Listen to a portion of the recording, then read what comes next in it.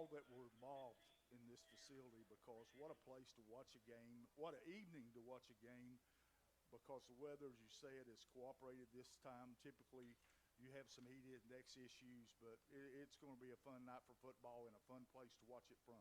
But we're going to talk a whole lot more about that and then some, but we see the colors coming onto the field right now, so we're going to pause for the national anthem, and then we'll be back to Campbell Field. Stick around.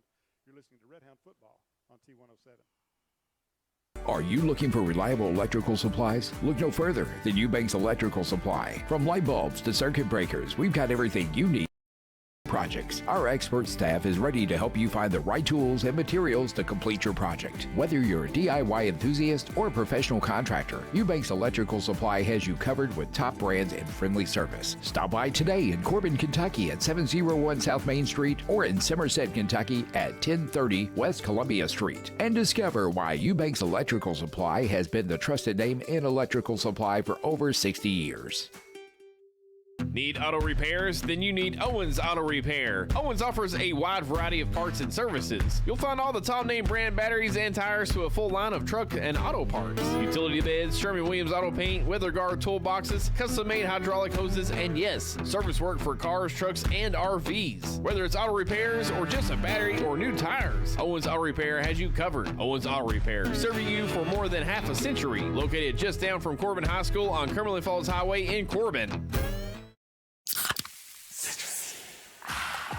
One sip of tropical lime-flavored Mountain Dew Baja Blast will turn this into this. Your barbecue into a cabana. And your backyard into an island oasis. With a blast of tropical lime flavor, you can bring the beach vibes with you everywhere. Grab some friends and ice-cold Mountain Dew Baja Blast today. Do the do. Hey folks, this is Sammy here at Sammy's Furniture and Mattress. For the last 79 years, Sammy's has been a part of the community. And for the last 21 years, Sammy's Furniture and Mattress has been redefining the family business. With over 2 decades of selling the best quality furniture at the best prices to the community that we care about, you know, the one that supported us over the years, Sammy's is having an anniversary sale. That's Sammy's Furniture and Mattress, open 7 days a week because we want to be here when you need us. We, of course, have financing and delivery. And folks, from the 3rd generation in this family-owned business, thank you from the bottom of my heart for 79 great years here at Sammy's.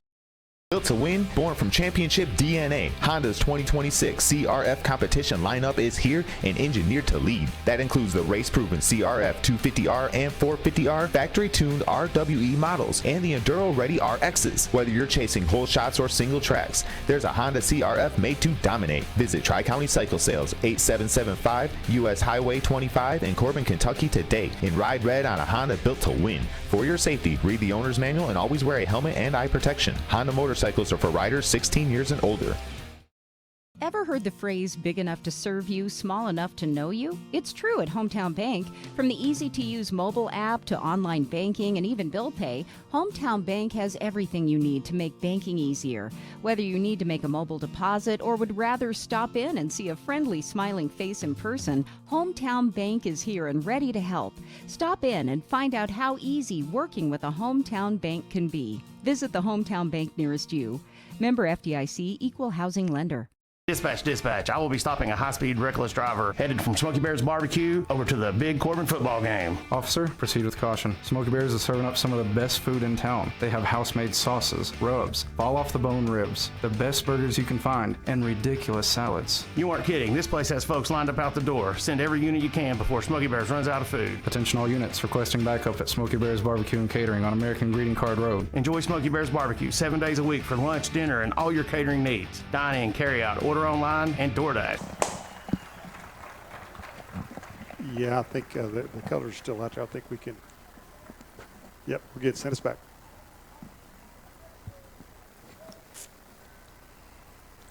All right, back at Campbell Field, Dave Cox and Burley Foley. The colors just now exiting the field.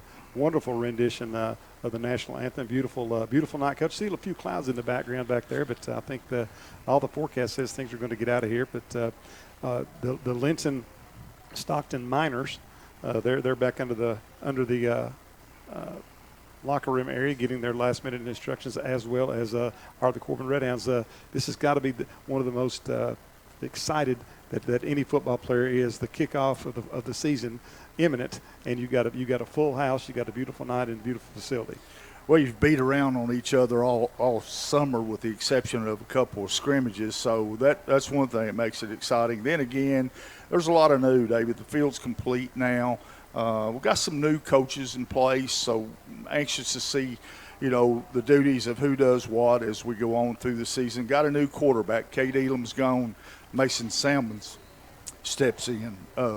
Some other names, Noah Sima, not with us now, went on to play baseball in Florida.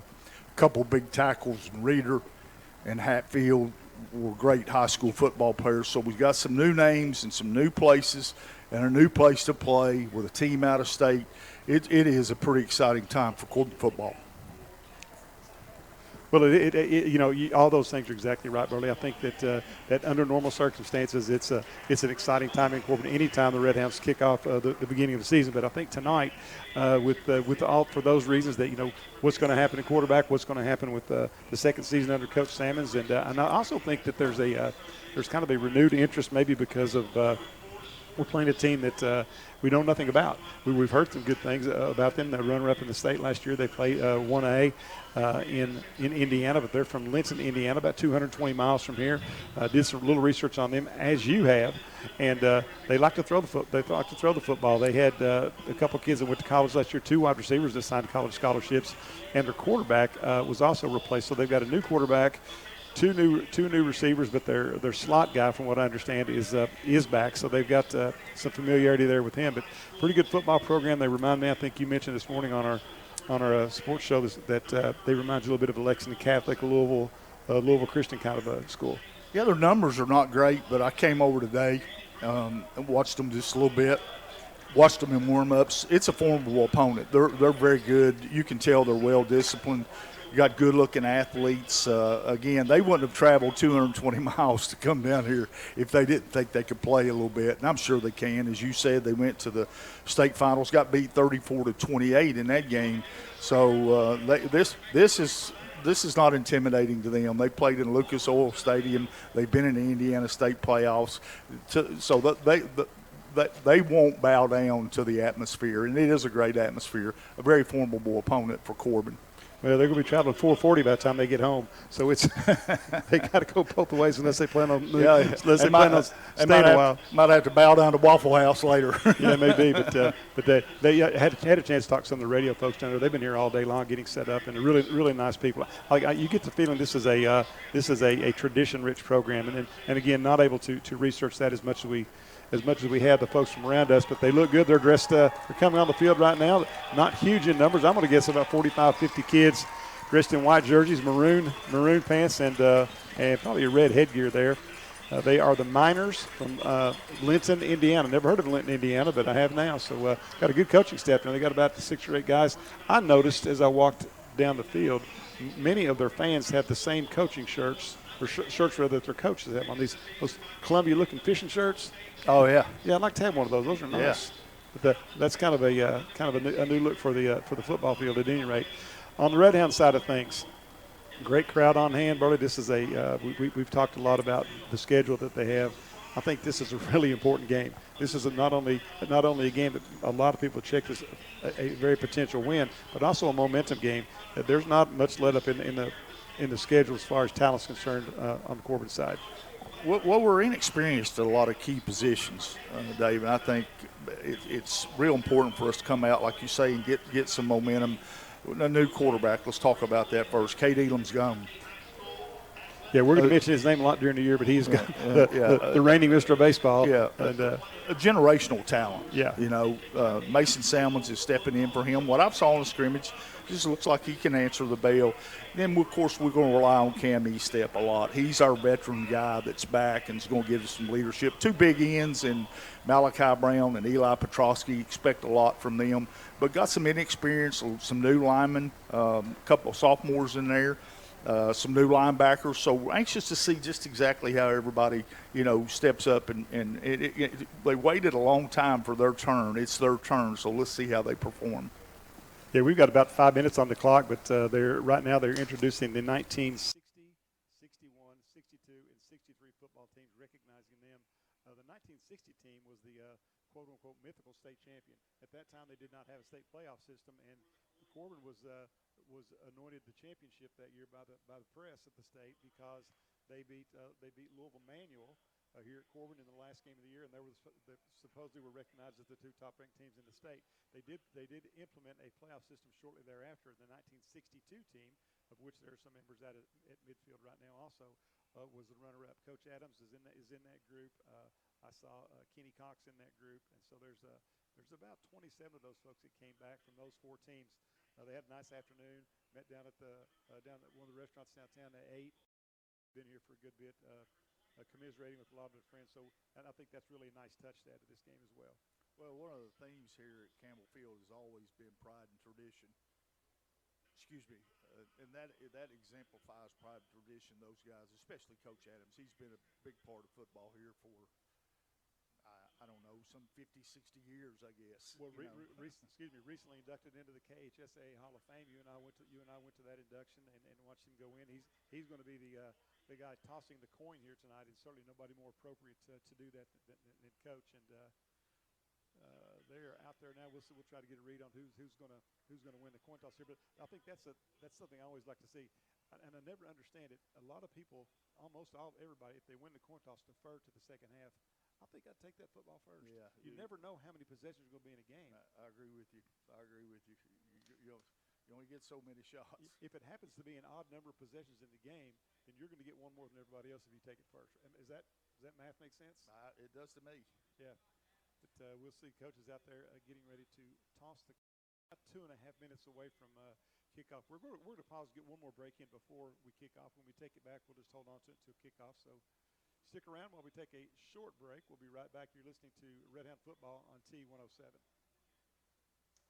Are you looking for reliable electrical supplies? Look no further than Eubanks Electrical Supply. From light bulbs to circuit breakers, we've got everything you need to power up your projects. Our expert staff is ready to help you find the right tools and materials to complete your project. Whether you're a DIY enthusiast or a professional contractor, Eubanks Electrical Supply has you covered with top brands and friendly service. Stop by today in Corbin, Kentucky at 701 South Main Street or in Somerset, Kentucky at 1030 West Columbia Street and discover why Eubanks Electrical Supply has been the trusted name in electrical supply for over 60 years.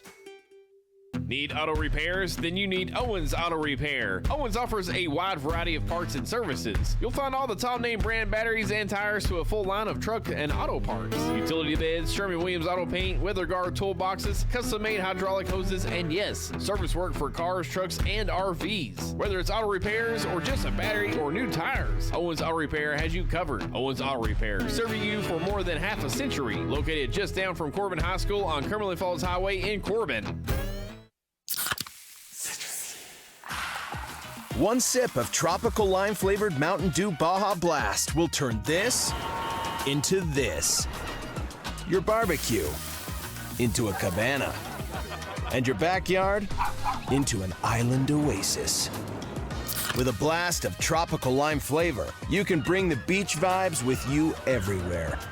Grab some friends and ice-cold Mountain Dew Baja Blast today. Do the Dew. Ever heard the phrase big enough to serve you, small enough to know you? It's true at Hometown Bank. From the easy-to-use mobile app to online banking and even bill pay, Hometown Bank has everything you need to make banking easier.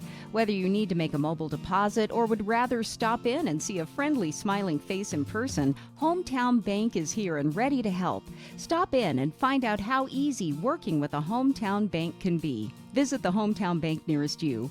Member FDIC, Equal Housing Lender.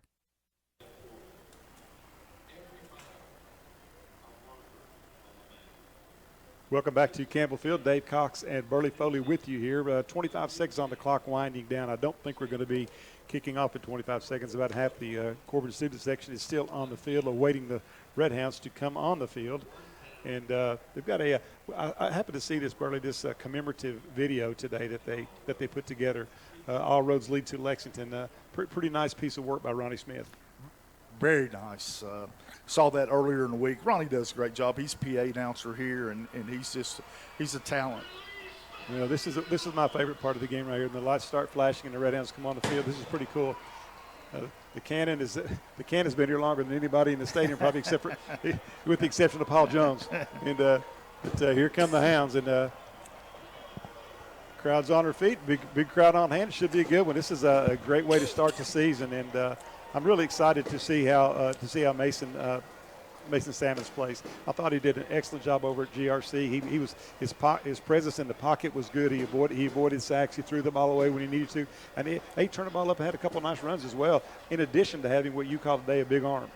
Well, he's going to be the quarterback tonight, and I'm anxious to see how he performs. Back there with him will be Cole Stevens at one running back, and then Cam Estep will be a split end. He'll play some in the backfield, as well as Clay Akins, who we saw make some plays. Trey Persons may get some carries up front for the Red Hounds. Gavin Hinkle, Jonathan Miller, Seth Jones, and Josh Goins. Goins only a sophomore. Petrosky will be the tight end. So offensively, a lot of those names you've heard, some of them you haven't. So let's see. Throw it up here and see what happens. A big thanks to all the WCTT staff. I think they're all on hand here tonight to help us get everything set up. This is more than just a trial run for us here. This is the first game in the new press box, and while it is beautiful, it's still a lot different than what we had. You know, before we had a couple stools. We had to clean up after the pigeons, and then plug in and hope we were connected. But this has been really nice. But we do appreciate all of the extra help we got from all the folks at T107. They're all on board tonight, and we're about ready to kick it off. Nance set to kick it away for Linton-Stockton. They tee it up at the 40. Low line drive kick right down the middle of the field. It's going to be picked up and then dropped back there by Person, I believe. It starts off, no, it's not Person. That's actually Estep. He's hit, breaks a tackle, shakes free, and will be driven back at about the 16-yard line. Very good pursuit by the Miners. Cam got a short hop there. It bounced up. He took it off the shoulder pad. He did a good job securing the ball before he headed upfield. So Corbin takes over first 10 and 10 at about their own 12. Those are the hardest ones to field, kind of a knuckleball, and he had to, really field it like you would be if you were an infielder, but did a good job getting on it and set up Corbin's first drive. Actually, my math is off a bit. They're at the 17. I missed the 5-yard line there. So first and 10 to the 17, so not near as bad for the Hounds. Salmons will open up at quarterback. Looks like Cole Stevens to the right side. Two wideouts to both sides. Petrosky's the tight end on the left side as well. Salmons opens up in the shotgun. Stevens changes sides. Salmons takes a snap. The quarterback draw. The middle's got a little bit of room. Lowers his head. Fights forward. Gets out to about the 19-yard line maybe. Gain of probably 3, I would say. Second down and about 7 for the Hounds. As the game goes on, we'll talk more and more about the identity. We thought we might be a 3-back team, a 2-back team, but that time we spread everybody and was in the shotgun. So we'll see how that works out as the night goes on. I think that was a designed run the entire way. He had no pressure. He just ran the quarterback draw under center now. Salmons leaves it off the right side, lowering his head and fighting for very short yardage, I believe, was Stevens. Hit and knocked down. It's going to bring up third down probably in about 6 maybe. I think they gave him a yard on the carry. What I've seen out of Linton so far is they're very, very aggressive. They get after it pretty good, and they're quick up front. A lot of shifting on these on the defensive front. Salmons operating out of the shotgun. 3 wideouts to the right now. Single wideout back to the left. Mason takes the snap, looks to throws, got some time, rolls out to the right now, being chased out of the pocket, throws it up the left side, picked off, intercepted by the left cornerback, stepped right in front of the intended receiver, and Linton High School is going to be in good shape at about the 20-yard line. That pass just a touch late there, and he was chased out of the pocket with a late blitzer, Burley, and good field position here for Linton-Stockton. Yeah, you got to throw that one away and live for another day because he was on the run there. But you don't want to see that happen to a young quarterback. And I'm sure coach is telling him, hey, don't worry about it, we'll recover. But unfortunate break for the Red Hounds. Stockton football. Russell Goodman, the quarterback. The backs are number 27, Aiden Sparks, and 44, Tate Gamble. Wide out to the right side, 2 tight ends. Now they send a back in motion. He'll pitch it out right side. He cuts it up. Got some running room. He's going to break a tackle, loses his footing, and then goes forward and all the way down to the 5-yard line. A straight read option, nothing fancy about it, and just knocked us off the ball over there on the right side. And that was Gamble with the football, I believe. I'm trying to find my roster here for Linton-Stockton. There we go. That was actually number 4, Cunningham. First and goal from the 6-yard line. Stockton's got it after the Corbin turnover. Goodman moves up under center. 2 tight ends, 1 fullback set in behind him. They hand it off to the fullback. He lowers his head, blows forward, dives into the end zone, I believe. No signal from the official yet. Yeah, actually they did. I think they did. Yep, touchdown. Touchdown, Linton-Stockton. I was watching the official on this end. He didn't call anything, but he did plunge into the end zone. So 6-0 lead early here. 10:01 to go in the first quarter, and Corbin finds himself behind. Nothing fancy. Just knocking us off the ball. Straight read, straight up the middle, and really went untouched. Looks like they're going to be going for 2 here, Coach. They did not bring a kicker out onto the field, so Stockton going for 2 here early. Kind of a double wing set to the left side. Goodman, the quarterback's going to keep it himself, lowers his head, spins free, down near the goal line, gets in. Well, that was a quarterback keeper all the way. Took a step into the backfield and a kind of a semi-quarterback draw. Punches it right up the middle for the 2-point conversion. Corbin trails 8-0, 10:01 to go here in the first quarter of play. We'll take a short timeout. We'll be right back. Stick around. You're listening to Red Hunt Football on T107. Hey folks, this is Sammy here at Sammy's Furniture and Mattress. For the last 79 years, Sammy's has been a part of the community. And for the last 21 years, Sammy's Furniture and Mattress has been redefining the family business. With over 2 decades of selling the best quality furniture at the best prices to the community that we care about, you know, the one that supported us over the years, Sammy's is having an anniversary sale. That's Sammy's Furniture and Mattress, open 7 days a week because we want to be here when you need us. We, of course, have financing and delivery. And folks, from the 3rd generation in this family-owned business, thank you from the bottom of my heart for 79 great years here at Sammy's. Linton-Stockton jumps out to the early lead here over the Hounds, 8-0, 10:01 to go here in the first quarter after the Hounds turned it over on the 3rd and 7. Set to kick it off is the quarterback, Russell Goodman. He's got it teed up there at the 40-yard line, back deep for Corbin. Is that Trey Person, I believe, back there in Cam Estep? Short kick on the way is going to be fielded by Estep on the run to the 22-yard line. Starts off the left side, catches the block, turns the quarter. He's got some room. He's at the 50. He's at the 40, up the sideline. He's going to take it all the way in. No flags on the play. Corbin on the board with a touchdown. A return of about 70 yards. I believe he caught that on the fly at about the 25-yard line, Burley. Cam Estep makes his presence known very quickly. Well, he's the guy that's got to have the ball in his hands. When he has the ball in his hands, good things happen. That's exactly how you overcome a turnover. You turn right back around and score. Just great blocking up front by the return team. It was a line drive, and like you said, he caught it on a run, gave him the momentum, and went untouched. Trying to get the number of our kicker here, Coach, and we got a new kid, number 10. Oh, yeah, he told us about this kid. This is Sebastian. I'm going to struggle with this last name. Wilmington, I believe. Nope. Witherington. It's not. So Corbin, would you think about going for 2 here, Coach, just to play devil's advocate? Not this early. Okay, so Witherington set to kick it. The same as the holder. Good snap, kick down, or snap down, kick on the way, splits the uprights. Well, I'll tell you what, he's got a lot of leg. He popped that one over there to about the post office. So Corbin answers quickly, 8-7. Linton-Stockton on top here. 9:50 to go, playing the first quarter. We'll just hold on to it right here and kind of catch our breath just a little bit, Burley. I don't know that you could have scripted any worse start for Corbin or any better response for Corbin. Well, with the start we have, that's the response we needed. And again, you can count on that kid. He's a game breaker. He has been his entire life, and he got us right back on the board. But again, the thing, Mason's got to come back out right here and play.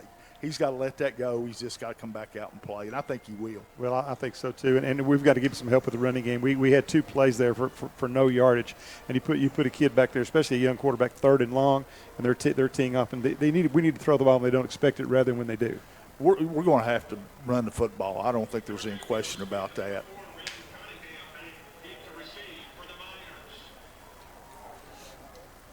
Rain's held off for us. That's positive.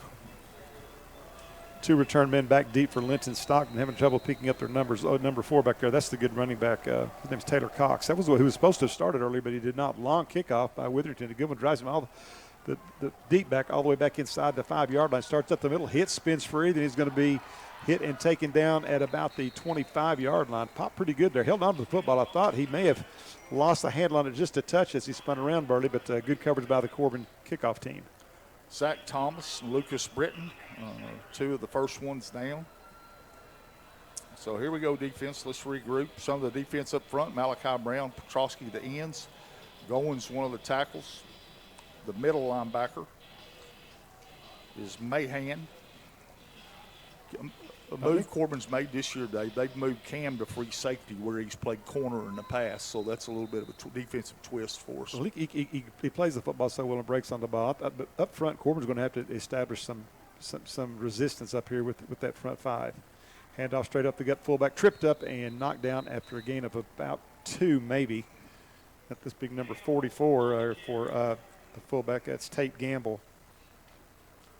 Well, there's only one way to respond to a team that runs downhill, and your linebackers got to play downhill also. So, we got them big guys up front, but we got to have people filling in the gaps where they're not. Well, Clay Aiken's one of those linebackers, and Keegan Stacy. Those 2 guys are going to have a lot of action tonight. Movement on the line, no call. Redhounds got back onside. 2nd down and 7 for Linton-Stockton. 8-7 score. Linton High School on top. Quarterback is good and takes it, fakes, left side, hands it off on a counter back to the far side of the field. A lot of running room up the left side, over the 50, down to the 40, but he tracked down at about the 35-yard line. That is number 2, Cooper Smith. He came from a wing set, Burley, kind of a double wing look. They brought him right off the quarterback's fake, and a nice gainer all the way deep into Corbin territory at about the 30-yard line. Well, that's tough to defend, and what happened is our end got caught down inside. He can't get inside on these teams that are going to use the wing because they'll do just what they did then. They go right, and then they counter back to the left.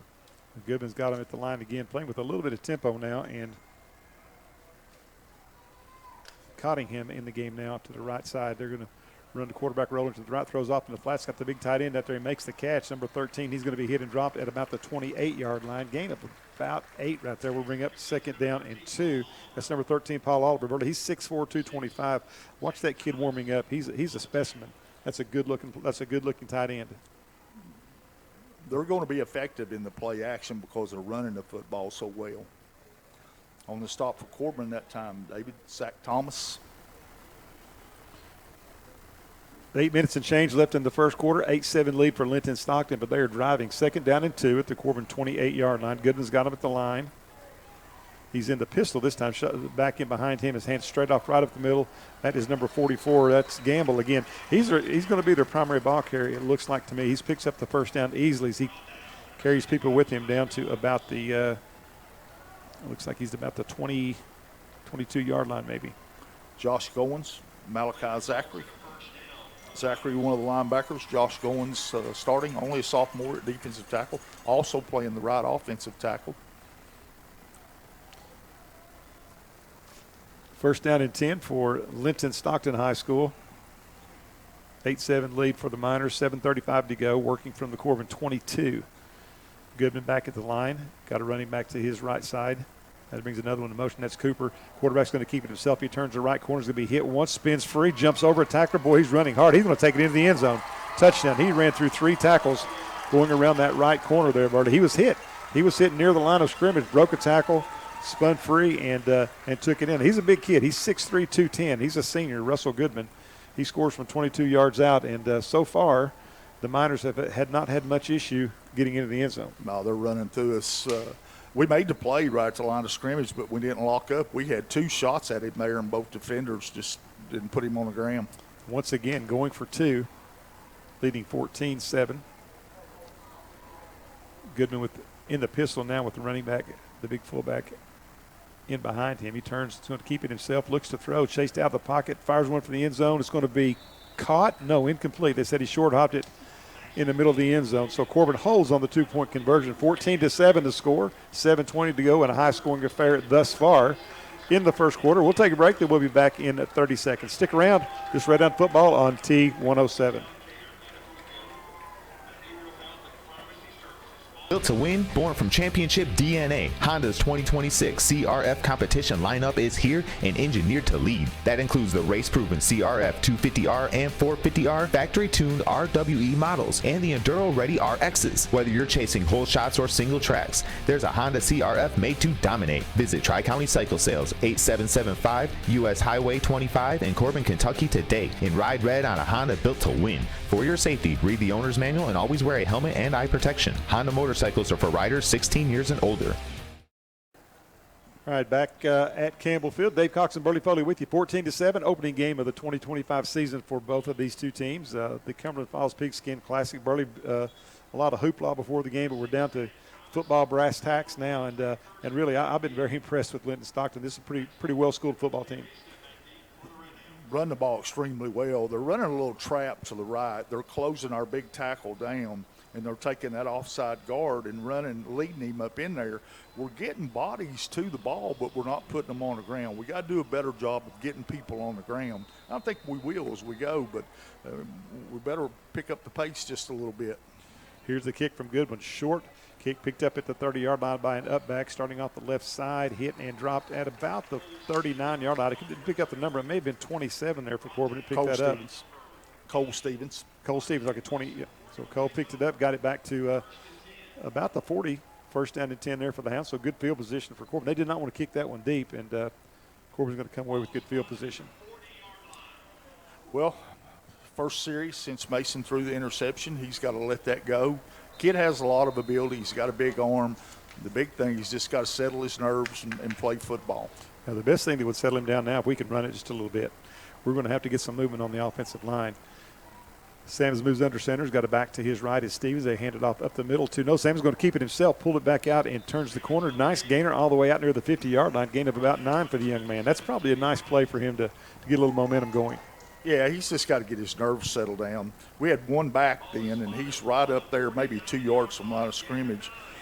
Salmons faked it to him and kept it right behind him. Now, what that'll do as the game goes on, that's going to make 27 Stevens a little more effective, knowing that we can run that off of that. In the same set right now, the back lined up directly behind Salmons, 2 tight ends, handoff left side to Stevens. He stumbles forward as he was hit about the time he took the handoff and gets it inside Linton-Stockton territory all the way down to about the 47-yard line. Maybe a gain of 3 maybe.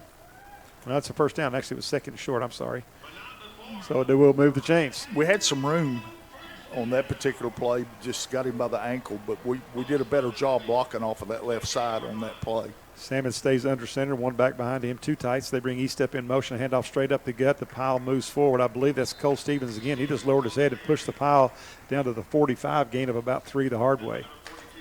Yeah, I like what I'm seeing right now. We're getting some movement. Early on we had no movement. Now we're getting some movement on Linton's defensive line. And sometimes you get smacked in the face, it'll get your attention. Yeah, sure will. 2 big tight ends in there now. I'd love to see us use the middle of the field here some. I think Eli and Malachi are mismatched for a lot of folks. But right now they've got Stevens on the back. The only back in the game, the single back works off the left side, running very hard, lowers his head. He just pushes the pile. Great run by Cole Stevens, takes it down inside the 40 to about the 38-yard line. And again, a nice push that time running off that left side behind Brown. Going left, we're getting movement on the left side over there where Malachi Brown is. Yeah, touch short of the first down. It's going to bring up 3rd down and 1. 5:30 to go, clock moving. 14-7, Linton-Stockton on top of Corbin here, but Hounds driving. Salmon's working this drive exclusively under center. The back right behind him is Stevens. They run into each other. He hands it off, and I'm not sure which one of them's got it. Breaks loose. It's going to be Stevens, I believe, or is that – no, it's going to be Sam. They ran into one another. They ran together for about 3 yards, and good job by Sam. Took the ball away from Stevens and managed to pick up the first down. He's come back confident here. You can see his confidence. You know, he left the field after that interception a little bit down, but he's come back and made a couple good runs and got the offense driving the football pretty well. Well, he's a hard-nosed kid. 1st and 10 for the Red Hounds from the 33 of Linton-Stockton. Sams moves under center, still working right there, hands it off on a counter play of their own. Corbin's got it to E-step. He gets outside, breaks a tackle, turns the corner, but going to be tackled and pulled down by a shirt sleeve at the 20-yard line. He was an ace of being gone on that one as well. Great play call. They did to Linton High School, Burley, what they've been doing to us. Pow, pow, pow. Then they they ran the counter off of it, and Estep was wide open. That's where Cam's going to be most effective, is on counter-type plays, deceptive-type plays. But we got to find ways to get him the ball, and that's exactly what we did right at that point. Corbin not huddling. They're playing with a little bit of pace now. 1st and 10 from the 20. Salmon's still working under center. Takes it, leaves it off left side with Cole Stevens. Got some running room, actually. He's going to be hit and dropped after a gain of about 4, maybe 5, as he battles his way down to the 15. Cole running very hard, Burley. Good hard run off that left side. Oh, the one thing about him, what he lacks in stature and size, he makes up for it with grit. He's not afraid to run hard at the line of scrimmage. And that was pretty much all him. He didn't get a whole lot of blocking. He was hit about a millisecond after taking the ball from Salmons. 2nd down and 6 now as they give him 4. Same set for Corbin. Stevens, that's going to be Person in there now. They hand it off. No, they fake it to Person. Salmon's going to keep it himself. Follows Person into the hole. Gets inside the 15 down to about the 13-yard line. Gain of about 3 is going to bring up 3rd and 3. My guess is probably in 4-down territory here. Oh, I think so. However, Witherington, I think I'm pronouncing his name right, Sebastian Witherington, a kid from the soccer team, just came out for football this year. He's got a nice leg. He can kick it. 3rd and about 2, so we'll call it a long 2. Same set for Corbin, 2 tight ends, and they've got 1 back sitting behind the quarterback, Salmons. Salmons leaves it off with Person. He breaks attack at the line of scrimmage, spins free and picks up the 1st down, I believe, down inside the 10 to about the 8-yard line, probably. Gain of about 4. Needed 2.5 or 3. 1st and goal for the Hounds, Burley. Left side of our line has done an excellent job on this particular drive, and that's Malachi Brown over there. I think that's Miles Marlowe also on that side. The center is Gavin Hinkle. 1st and goal from about the 8-yard line. That's a tough place to be 1st and goal. We had movement on the line. Now it's going to be 1st and a bunch more. We jumped off sides on the right side there. It's going to back Corbin up 5. That's the first penalty of the game, I believe. First penalty of the game. 2:42 to go in the first quarter. Corbin's going to be facing a 1st and goal from the 13 now. Hounds trailing 14-7. Corbin trying to tie this thing up. As penalties go, it's not as much how many you get, it's when you get them. It was a tough time to get one. Yeah. Snap taken by the handed off to Estep again off the right side. He's got a running room, takes it in. The counter play again. That time Salmons faked me out. I thought he was going to keep it around the left side, handed it off to Estep. He took it around the right corner into the end zone, virtually untouched. Kudos to the right side of the line that time because they cleared a path for him. He takes it in from 13 yards out. Corbin an extra point away from tying this thing up. We set that up on the whole drive, and that's what, when you start to get movement, then you can have things like that happen where you run counter back to the backside. But I really credit the left side of the line on that drive for that touchdown.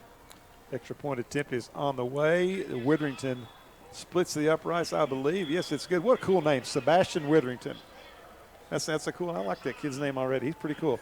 He's 2 for 2 is what I really like about him. We're tied at 14, 2:29 to go in a very exciting first quarter. We'll break again and we'll be back in 30 seconds. Stick around. You're listening to Red Hound Football on T107. Dispatch. I will be stopping a high-speed, reckless driver headed from Smoky Bear's Barbecue over to the big Corbin football game. Officer, proceed with caution. Smoky Bear's is serving up some of the best food in town. They have house-made sauces, rubs, fall-off-the-bone ribs, the best burgers you can find, and ridiculous salads. You weren't kidding. This place has folks lined up out the door. Send every unit you can before Smoky Bear's runs out of food. Attention all units requesting backup at Smoky Bear's Barbecue and Catering on American Greeting Card Road. Enjoy Smoky Bear's Barbecue 7 days a week for lunch, dinner, and all your catering needs. Dine in, carry out, order online, and DoorDash.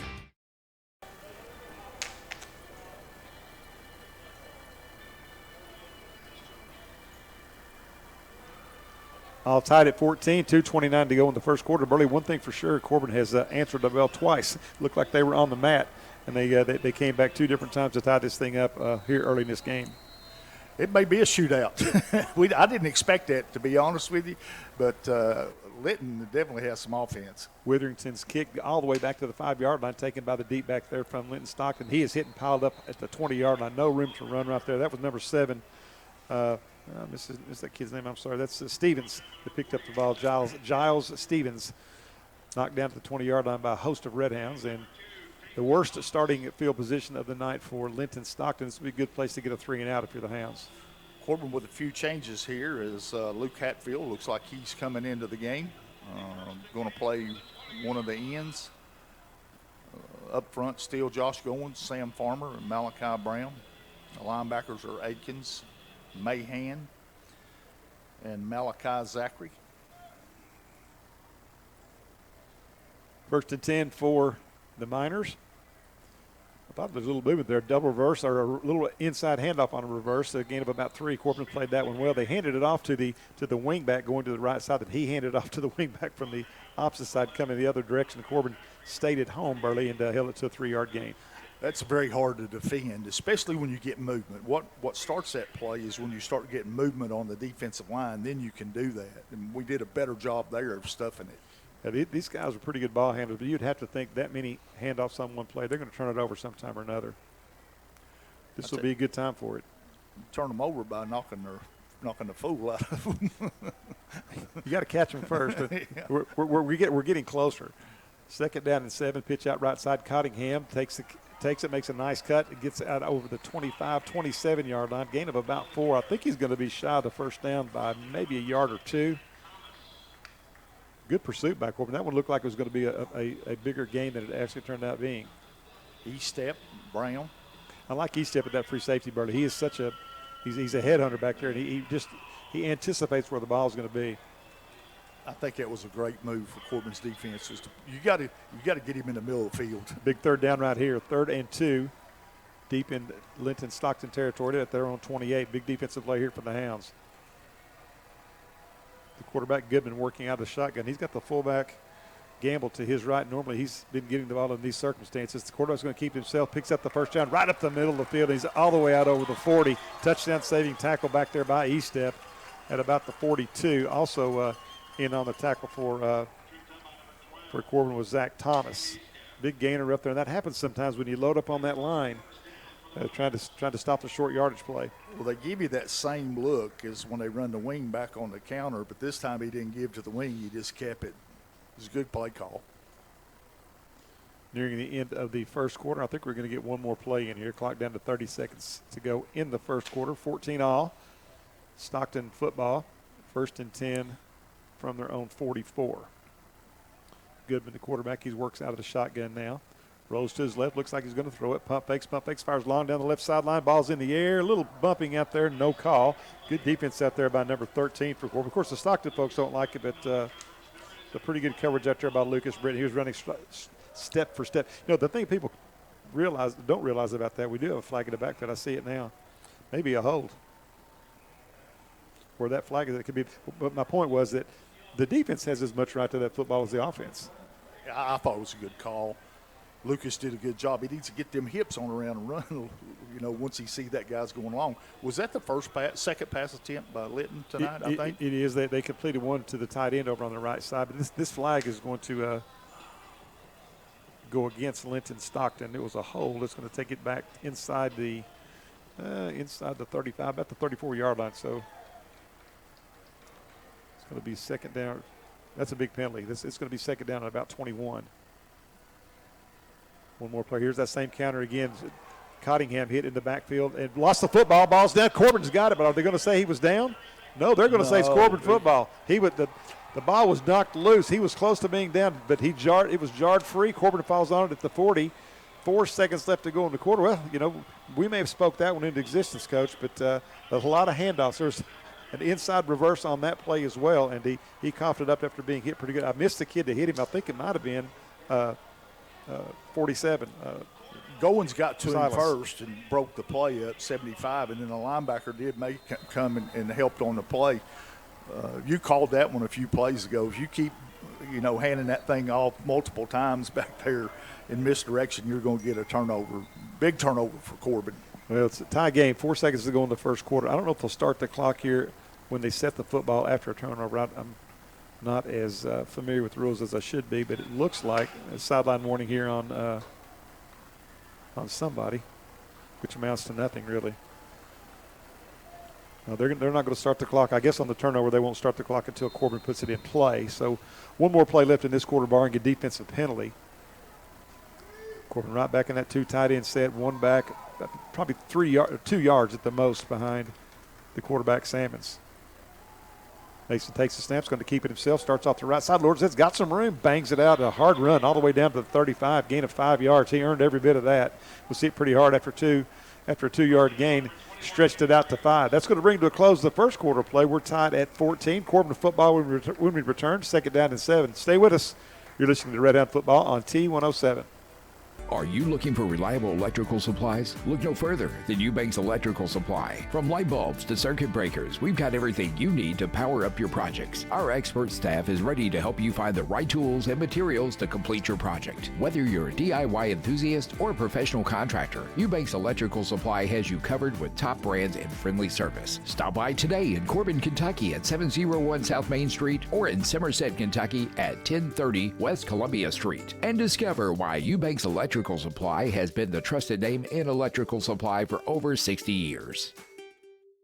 Need auto repairs? Then you need Owens Auto Repair. Owens offers a wide variety of parts and services. You'll find all the top name brand batteries and tires to a full line of truck and auto parts. Utility beds, Sherman-Williams auto paint, weather guard toolboxes, custom-made hydraulic hoses, and yes, service work for cars, trucks, and RVs. Whether it's auto repairs or just a battery or new tires, Owens Auto Repair has you covered. Owens Auto Repair, serving you for more than half a century. Located just down from Corbin High School on Cumberland Falls Highway in Corbin. All right, Corbin and Linton-Stockton all tied after one quarter play. Very exciting first quarter. I'd like to mention our sponsors and thank them for all that they do. Sammy's Furniture, Tri-County Cycle Sales, Hometown Bank, Eubanks Electrical Supply, Pepsi, Owens Auto Repair, and Smoky Bears Barbecue. Thanks to those folks for making this possible, and we certainly appreciate their continued support. We'll talk a little bit more about them as the night goes on. Salmons leaves it off right side. That's E-step. He's got some room up the right sideline. Slips free of a tackle. Stepped out of bounds inside the 15, maybe down to the 14-yard line.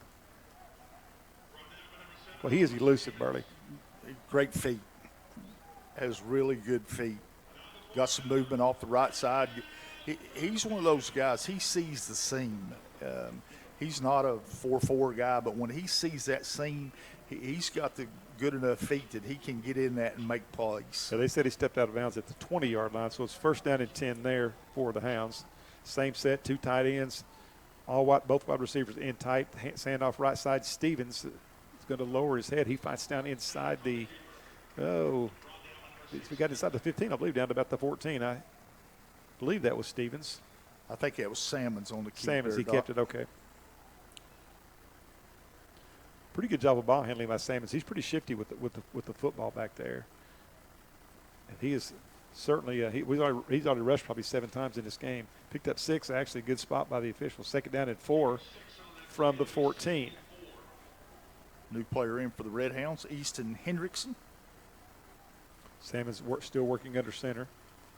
Leaves it off this time. He's going to keep it himself. Spins free. There's nowhere to go that time. He's knocked down back at the 15, loss of about a yard on the play. He's going to bring up a big third down and 5, probably 4 down territory here for the Hounds. Just underway, the second quarter of play, tied at 14. Corbin with the football at the 15-yard line of Linton-Stockton. Third down. I think that's a read play where he has the option to either keep it or give it. And that time, I really think if Stevens had got the give, he had a little bit more room. But it's a little tougher than it looks. But it looks like just a little read to the fullback on a quick hitter. I know we've had success running it, and I don't want to jinx anybody, but we're going to have to throw it at some point in time. At some point in time, we've got to get those linebackers are right up in our face. Handoff right side this time, and maybe I'm wrong. Stevens lowers his head, bangs it down to 5, running very hard. I'm telling you, I'm impressed with Stevens. He broke 2 tackles there before he went down. That's a great run.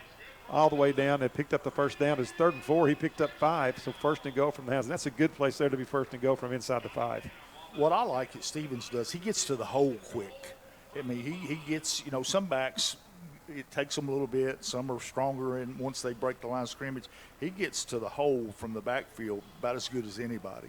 It's actually going to be placed down at the 5. Same set for Corbin. They've got 1 back directly in behind the quarterback, Salmons. 2 tight ends. Handoff right side. Salmons lowers his head. It's going to be Stevens, hands off, touchdown. He walks it into the end zone. Touchdown, Corbin.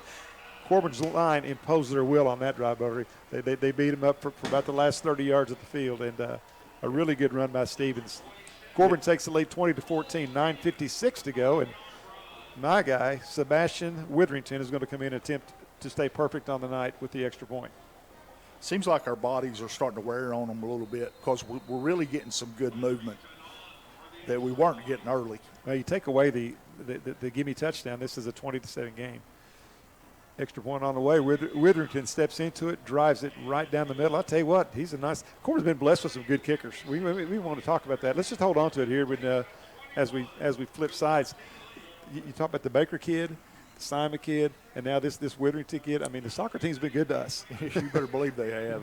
I don't know if Baker played soccer, and I know his sister was a really good soccer player, but now the other two were great soccer players, and they came on to football and really had great careers.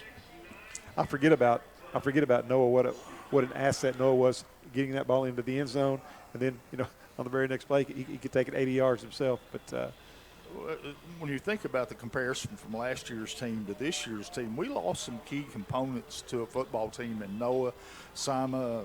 We mentioned Cade already. Those two tackles were very good players, and there's others. I mean, we had 12, 14 seniors, but those were the kind of our mainstays, if you will. I remember Jace Hatfield was a fine offensive lineman. He was a good football player. Good football player. Got his younger brother on here playing some defensive end, actually, tonight. Yeah, we talked a little about the mind games that go on during a football game, and it's going to be interesting to see how Linton-Stockton comes back now. I mean, I think this is a pretty experienced team, a lot of seniors. Witherington steps into it, short kick this time, end over end, taken over to about the 20-yard line by an up back. He's going to be hit immediately, plows forward to about the 30-yard line before they wrestle him out of bounds on the Corbin sideline. 9:49 to go in the first half. Corbin on top 21-14. Got to shut them down defensively. Got to get tackle a little better. I guess if I was going to critique the first 15, 20 minutes of this game, is we just got to tackle a little better. We're getting good bodies to the ball, but we got to get them on the ground. Looks like another new player in for Corbin. That would be Trey Blaylock, a senior. Actually had a sack in the scrimmage over at Clark County. Yeah, it's 52, right? Yeah. Yeah, he's a good-looking kid. First and 10 from the 31-yard line. Goodman working out of the shotgun, takes the snap, going to keep it himself out over the 35 to about the 36-yard line. Pretty quick feet there for Goodman as well. Two good running quarterbacks in this game. Gain of about 5 or 6 maybe. Keegan Stacy, one of our linebackers, came up and made the play. Also in there now, playing linebacker, Malachi Zachary. Secondary still the same persons, and Britton along with the free safety Cam Eastep. The ends are Hatfield and Malachi Brown. Clock running, 9:18 to go in the first half. Corbin on top, 21-14. Second down and 5 for Stockton. Goodman takes it, leaves it off, a hit and spinning free, but right at the line of scrimmage, number 4. That's going to be Cottingham that was hit, and Cox that was hit and knocked down immediately. Gain of maybe a yard, going to bring up a third down. It'd be a good time to hold one right here. Blaylock, who just came in the game, was the first guy to the football, and then he got cleaned up in there a little bit by Corbin's linebackers. Actually, it was Cottingham. I was looking at the wrong number 4. I was looking at Corbin's number 4. I do that. It was Cottingham, but it's third down and 2. They gave him, that's a nice spot, gave him a 3-yard gain there, and I thought he was pretty much stacked up at the line of scrimmage. So big third down play here for both teams. Goodman's got it's going to keep himself, has the first down and more. He is hit and hammered, though. He paid for those 4 yards. Got out to the 44-yard line, but he was stuck pretty good there. 48 put the helmet to him. That's Hatfield, and also Silas Mahan. We got him then. That was pretty physical football. Yeah, that was a good pop. He kind of spun him around. He popped right back up. He's a good-sized kid. Their quarterback is 6'3", 210. So it's like trying to tackle a tight end. Just over 8 minutes to go in the first half. Corbin on top, 21-14. First and 10. Linton-Stockton working from the 45. Here's a pass thrown long down the right side. It's going to be intercepted. What a catch by Britton. Ball overthrown. Britton played it perfectly, blocked the offensive receiver out like a basketball player, and makes the interception at the 30-yard line. What a catch. A little mismatch there in size. The tight end really a lot bigger than Lucas. That's his second turnover that he's made. He recovered a fumble early and played that ball pitcher perfect. He couldn't have played that any better. Coach, we missed him last year. He had the bad injury and fought his way all the way back, but now he's solid. He made a nice catch right there, giving Corbin the football back. 7:55 to go now in the half. Corbin, for the first time tonight, with the football and the lead. I don't expect him to come out of the formation they've been working in because it's been very successful. As soon as I say that, they drop Mason back into the shotgun now. Cole Stevens flanking him to his right. 3 wideouts to the right, 1 to the left. They're going to run the option out of this, and out to the 30-yard line goes Sammons. He kept that himself, gain of about a yard. He actually ran about 8 yards, but only gained 1. Yeah, the pitch he made a good read. The pitch wasn't there, and wasn't a read option. It was a speed option. I don't think it was ever designed to be pitched. Well, like you said, he lived to fight another day. He picked up a yard, but we still had the football. Actually, they gave him 2, so we'll call it 2nd down and 8 for Corbin. Young freshman in the game now at tight end, Easton Hendrickson. Big kid. He's got good athletic genes. 2nd down and 8. E-step in motion. They're going to give it off. It's going to be a keeper by the quarterback. He spins free. I thought he was going to maybe try to lateral that thing to E-step, but he kept it spun out to about the 35-yard line. Short gain brings up 3rd down and 5 for Corbin. They're right back at the line of scrimmage. They're not huddling very often. They're kind of getting their play call from the sideline at the line of scrimmage. Seen a lot of different skill people for Corbin. Yeah, now they're going to huddle. Ronnie Smith says 3rd and 4. That's a long 4. 6:38 to go. Clock moving. Big play here for both teams. Linton-Stockton crowds the line of scrimmage. Sam's moved up under center, now backs off. They may be taking a timeout here. Play clock at about 15. I think they may have changed the play. Sam's moved underneath. They hand it off on the jet sweep to E-step. He's going to have the first down. Turns the corner all the way into Linton territory down to the 49-yard line. Nice gain, about 16 there for E-step. Well, they have not had an answer for that play, Coach. Little jet reverse to the right, and he's dangerous. He's just a dangerous football player when he has it in his hands. I'm going to give some credit to those outside guys, too. The 2 tight ends, Petrosky and Malachi Malachi Brent are really crashing down there and creating a pretty good alleyway. That play's designed. You just get a body on body and let the back cut. Yeah, they said he stepped out of bounds in Corbin territory, so it's back at the 48-yard line. Still a first down. Corbin would love to run this clock down and score at the end of the half. Handoff Cole Stevens right side. He's got some room, gets it inside the 50 now, gain of about 4, bangs it down to the 49, maybe the 48-yard line of Linton-Stockton, a gain of 4, maybe 5. What we're able to do since the first couple of drives, we're able to get movement. Anytime you can get movement, you can do other things like the jet sweeps or the screens in the flat. And my hat's off to the offensive line. Those guys up front, Gavin Hinkle, Jonathan Miller, Goins. Boy, what a nice crowd. That's kind of snuck up on me. We were full almost all the way around. I don't see any empty seats hardly anywhere. Sam is working out the shotgun, takes it on the run, hands it off. Knows going to keep it himself up all the way to the 40-yard line. That is a tough play. He runs up there, and they actually run side by side with the running back, and the ball in the running back's gut. He pulled it back out. It picked up almost enough yardage for the first down, I believe. They haven't moved the chains yet, though. I'll tell you what I think Mason has done here is the most impressive thing is after that interception, he's came back out and he's been very poised. He's a coach's kid, man. He's used to that stuff. I'd say he's been under a lot of pressure from the day he started playing. Handoff right side. Stevens has got the first down. Makes a nice cut back inside the 40 down to about the 36, maybe 35-yard line. I'm very impressed with Stevens. Burley, to me, and again, maybe it's because of the vantage point. We always watch these games from the corner down there on the field.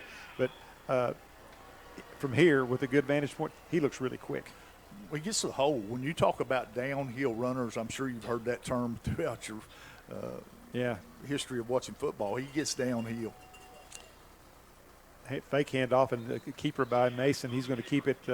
Sammons keeps it down inside the 30 to about the 29-yard line, gain of 6. A nice gainer on first down. You know, that to me, I think that's an overlooked dynamic in these football games, Burley. The yards that you pick up on first down, that changes the whole complexion of the game.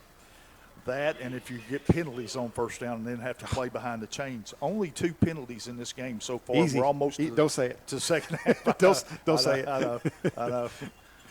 Don't even think it. Sammons takes the snap, Little inside reverse, handoff to E-step. He's got some room, shakes and bakes all the way down to about the 27-yard line. Well, that one looked like it was going to go for a little more yardage, and they made a quick close on him. So a gain of 3. I believe he's going to bring up third down and, well, 3rd and 1. They may be giving him 3.5, let's say. It's a little inside trap. They've been running the jet off of that. This time they trap with the guard, and Cam cut it up inside. That's a nice play call. Matthew Freeman, the offensive coordinator over there, I think, making the play calls. Not one of the new coaches on Luke's staff. Handoff left side. Bowling forward is Cole Stevens again, and he's got the first down. He's down to the 20-yard line, gain of 26. Or excuse me, gain of 6, down to the 26. Another good downhill run. Miles Marlowe. Yeah, the offensive line started to wear them down. I'll get it right in a minute. The gain was down to the 20-yard line. They were on the 26, so gain of 6 for Stevens. First and 10 for the Hounds from the 20, 3:20 to go in the quarter, or in the half, I should say. Corbin on top, 21-14. Handoff right side. Slow developing play that time. I believe that was E-step taking it off right tackle, but he gets it down to about the 15. Don't be surprised. We're setting this thing up pretty good for a little play action right here, because what Linton has done is as the games went on and we've started to knock them off the line of scrimmage, they're starting to cheat. They're coming a little closer and a little closer. And I think what we'll see is a little play action here at some point. I would suspect something in the middle of the field to one of those 2 tight ends. But with that being said, I'm very impressed with Coach Sammons. He said, we're going to run it, and they have. Sammons moves up under center again. One back behind him is Stevens. They bring E-step in motion. They hand it off to E-step. Jet sweep. He is hit and knocked down after a short gain, maybe a yard inside the 15 to maybe the 14-yard line. We'll bring up third and about 5. Pretty good defensive adjustment by Linton to be able to cut that off outside. Yeah, Cam took a pretty good shot right then. Another new player in. That looks like Hendrickson coming back in for Petrosky. Yeah, Eli May got a little shaken up. He kind of left the field slowly. Inside 2 minutes to go now in the half. Corbin on top, 21-14. 3rd down and 5. Probably 4-down territory, but Sebastian Witherington has shown a good leg. I believe he could probably pop one through from there easily. Should he be called upon. Hopefully we can pick up the first down here. Sammons moves under center. Sends E-step in motion, handoff straight up the gut. Stevens running very hard. He's into the end zone. Touchdown. Broke a tackle about 3 yards into the defensive secondary and takes it in from 15 yards out. What a great run that time. And give credit where credit's due, Burley. That's some good movement on the right side of that line by the Red Hounds. Our big bodies are starting to take over a little bit. We just, like you said, we pounded, and we're starting to be pretty effective up front. Hard running by Stevens. Sammons has been poised, but it's offensive line, I think, now. It's just knocking them off the football. Sebastian Witherington, the kicker. He's perfect on the night, 3 out of 3. The snap, kick on the way. It is long and right down the middle. Witherington, 4 out of 4 on the night. Corbin on top, 28-14. $1:36 to go here in the first half. We'll take a break and then be back to Campbell Field. Stick around. This Red Hound football on T107. Are you looking for reliable electrical supplies? Look no further than Eubanks Electrical Supply. From light bulbs to circuit breakers, we've got everything you need to power up your projects. Our expert staff is ready to help you find the right tools and materials to complete your project. Whether you're a DIY enthusiast or a professional contractor, Eubanks Electrical Supply has you covered with top brands and friendly service. Stop by today in Corbin, Kentucky at 701 South Main Street or in Somerset, Kentucky at 1030 West Columbia Street and discover why Eubanks Electrical Supply has been the trusted name in electrical supply for over 60 years. In the first half, Corbin on top 28-14. The game started very inauspiciously for the Hounds. They threw an interception on the first series. That Linton-Stockton took it in and scored, and then Corbin has kind of stormed back. We'll get a word from Coach Sims, I believe, at halftime. Coach Aliana's going to be down there on the sideline. Hopefully we can make that connection, and she can get a word with Coach Sammons as he goes into before half. Well, what you don't want to do here if you're Corbin, you've got the momentum, your offensive line's starting to play well. Cole Stevens is really, he's coming into his own here in the second quarter. Long kick by Witherington. That's going to drive the deep back inside the 5 down to the 4. Starts up the left side. He's got a little bit of a wall. Here comes like a rocket. Here comes the Red Hound out of the back. Number 6, he came shooting out of the backfield. Who was that kid? That's Zach Thomas. Zach Thomas, he did. That was a wonderful play. He came out of nowhere like he was shot out of a can. Excuse me, Burley. He was deep. He was deep in the coverage, and he just went and got the football. Zach only a sophomore. He's got a nose for the ball. That was a great tackle, and that's going to set them up. Minute 28 to go. Is there a flag on the play there? Looks like Zach's going to stay in and play some corner now. They're discussing something there. I'm not sure what. I didn't see a flag, but the officials are.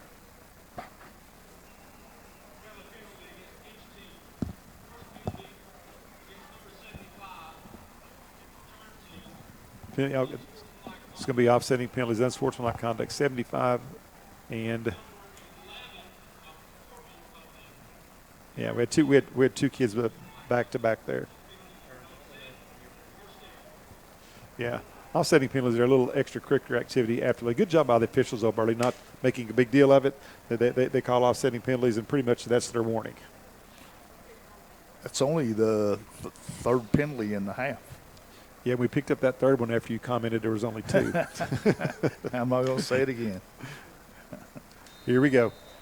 1st and 10 for Linton-Stockton from the 18-yard line. Minute 28 to go in the first half. 28-14, Corbin on top. Goodman takes a snap, leaves it off with a second back through. That's going to be Cottingham. Makes a cut at the corner. There's a flag down there. Probably going to get a hold. Flags come in from everywhere now as Corbin piles him up after a gain out to about the 22-yard line of only 4. But we had a penalty thrown in the offensive backfield, and then the back judge threw one on top of the pile as well. I've got a feeling these are going to be offsetting too, because there was definitely a hold on Linton that I saw. Our left tackle was pursuing, and he got held. Now the second penalty, I don't know what it is. That could be a face mask. They're going to talk it over right now. I think you're probably right. Where it came from, the defensive backfield, it just about had to be on Corbin unless he was just backing up his buddy with a supported flag. I don't know. It was an obvious hold on this left side. That one was on the far sideline. I couldn't see it, but at this point, officials done a really good job. I think. Just one penalty. He was throwing one of those supporting flags. Oh yeah, I saw it too. You never would do that for me.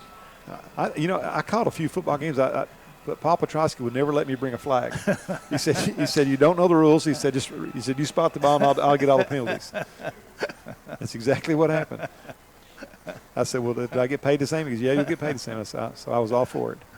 The holding call did go against Linton-Stockton, by the way, backs him up deep into their own territory. They're inside the 10. Dangerous territory for them here. They cough one up right here, and Corbin could punch one in. It could go a long way. Handoff right side. Another quarterback's going to fake it, keeps it himself, starts around the right corner, be hit and dropped out over the 10-yard line to about the 14 maybe. And it's going to bring up second down and long. Still 14 yards to pick up the first down. The clock continues. Well, actually, yeah, it does continue to run now. Officials stopped it to spot the football. Inside a minute to go. Corbin on top, 28-14. Try to get down to Aliana at the half. Back to throw across the middle. It's complete. They get it out to the big tight end, number 13. That seems to be their wide receiver of choice. That's Paul Oliver, the 6'4", 225 tight end. The pass is complete, and now we've got a little extracurricular action. The game's starting to get a little chippy right now, but Oliver was out there, and I think he did pick up enough for the first down, but let's see what this flag is all about here. I saw a couple of pushes there, one by us and one by them. I think it's probably going to be offsetting, but we'll know here shortly. It was after the play, so the play will probably stand, right? So if that's the case, then I think they did pick up the first down. Clock down to 40 seconds. If you're Corbin, you want to get out of here.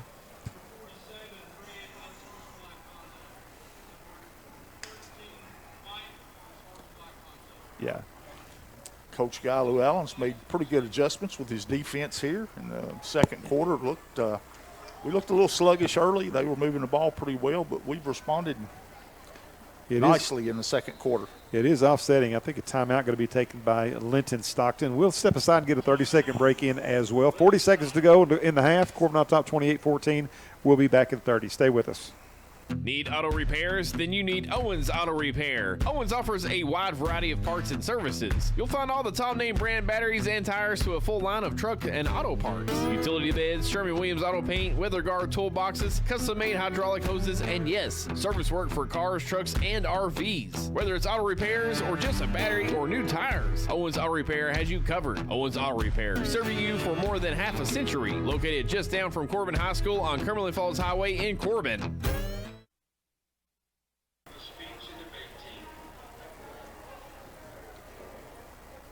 Corbin on top, 28-14, 40 seconds to go here in the first half. A high-scoring game. It's 14 all at the end of the first quarter. Corbin able to tack a couple scores on here in the second quarter. As you said, Burley, the offensive line starting to wear on them just a bit. We will get a word, hopefully, with Coach Sammons at the half. Aliana's on the sideline waiting patiently to try to grab the coach before he gets into the locker room. So we will be sure and hold on to it long enough to see if we can get a few words from Coach Sammons. First and 10 from their own 29. Stockton has the football.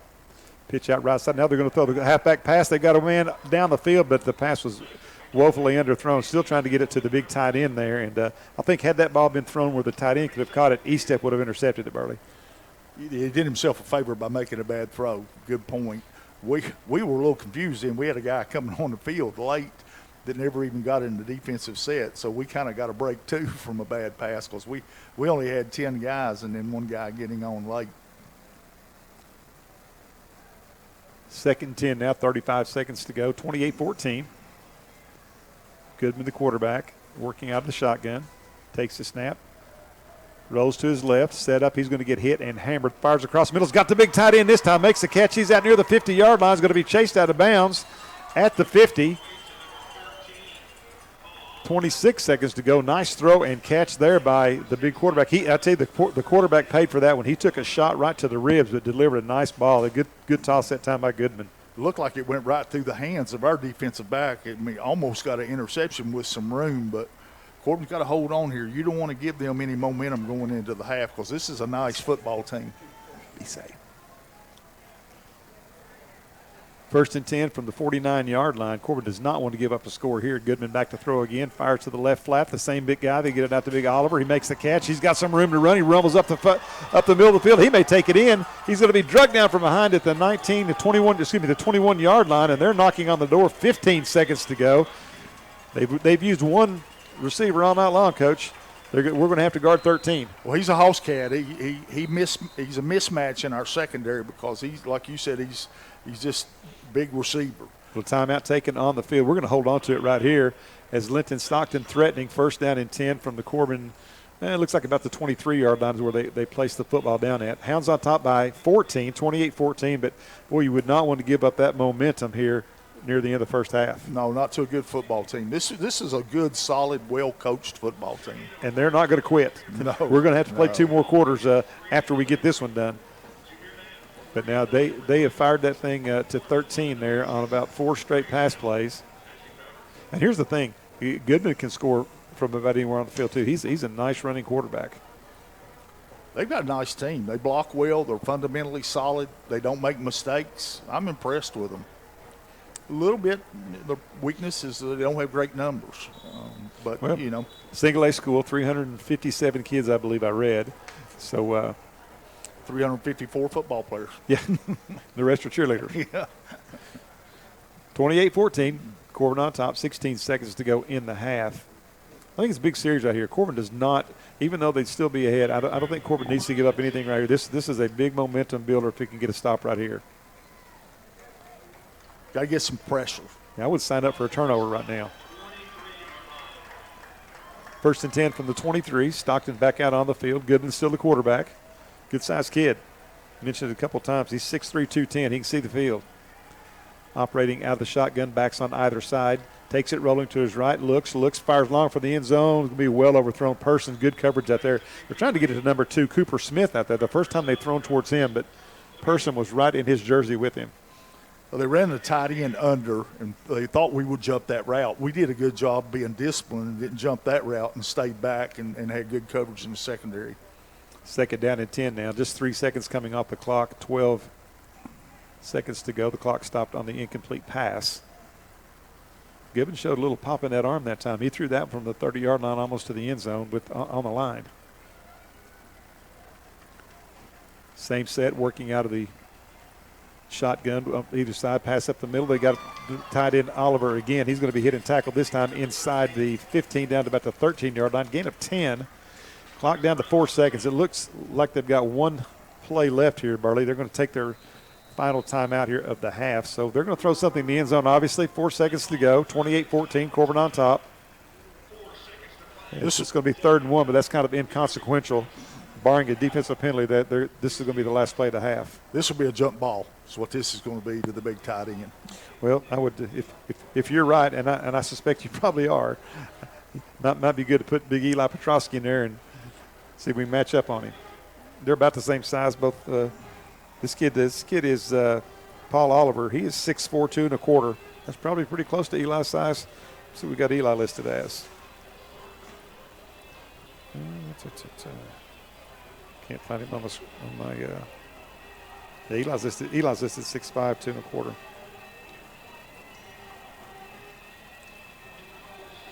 Been a good first half. A lot of scoring. 6'4", 230 to be exact. Eli. Yeah, it is a lot of scoring. But hey, listen, if you just happen to wander by and say, I think I'll watch a football game tonight, this has been a good one. The thing I like about it, not a lot of penalties. You know, this time of year, you expect teams to make some, preseason mistakes. And you're right. There's not even been the obvious offsides kind of stuff that they have to call. They've let some things they could have called. They've let go, which I think is really good. So here we go. Back at the line. Gibbons got him. Takes it, rolls to his left. A little pressure coming up. He's going to be hit. Fires it underneath, incomplete, and that. Oh no! 1 second left on the clock. No way. They're going to get another shot at this thing, Burley, with 1 second left. That play had to take more than 3 seconds. You would think so. Especially at home. I mean, the ball was in there 2 seconds. That's got to be 3 seconds at home. Maybe on the road it's not. Oh my goodness, a lot of pressure. I did not catch the red hand who was putting pressure on Goodman that time, but he forced that errant throw. Well, you better find 13, and when you do find him, you better tackle him. Linton-Stockton out of timeouts, right back at the line. 20 seconds to go on the play clock. Fire for the end zone. It's going to be overthrown, batted away. Nice defensive play in the end zone by the Red Hounds. No flags on the play. That's Person back there. I don't think he's the kid to hit it, though. Britton. I believe Britton's the one that knocked away. Great half for Lucas Britton. Hounds take a 14-point lead into the half. Let's see if we can get a word with Aliana down here with the coach.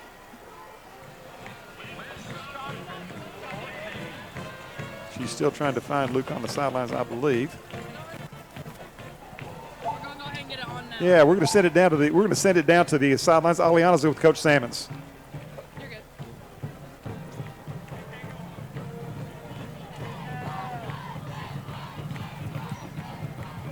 good. At least I think so. No, we need it back. I think we've got the coach.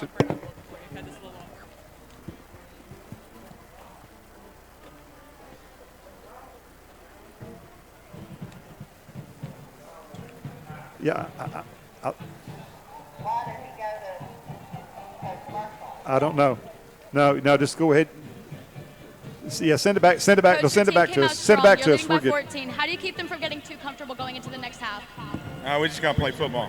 Okay. Proud of our kids' effort. Got to tackle better, and we got to come off the ball better. But overall, the kids are playing hard. First game, we just got to continue to keep chopping away. What's something that you've seen in the first half that Yeah, send it back. doing? Yeah, send it back to me. Control the line of scrimmage. Thank you, Coach.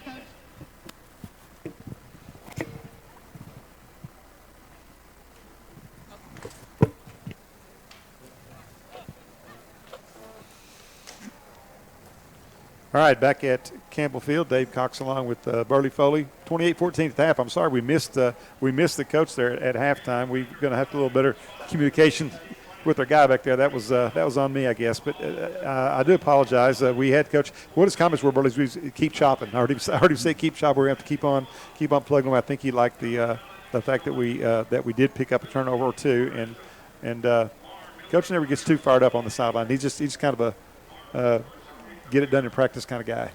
Yeah, he's steady. One of his comments, we got to tackle better.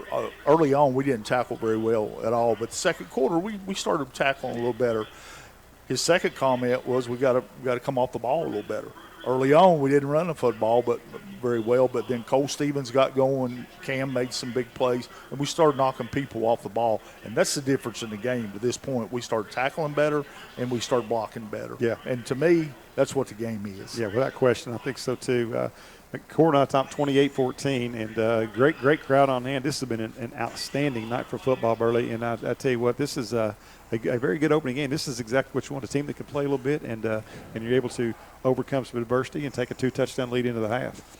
I didn't know how they'd be, to be honest with you. I watched a little film and then came and watched them actually in person, but they're a little better than I thought they would be, quite honestly. They're physical.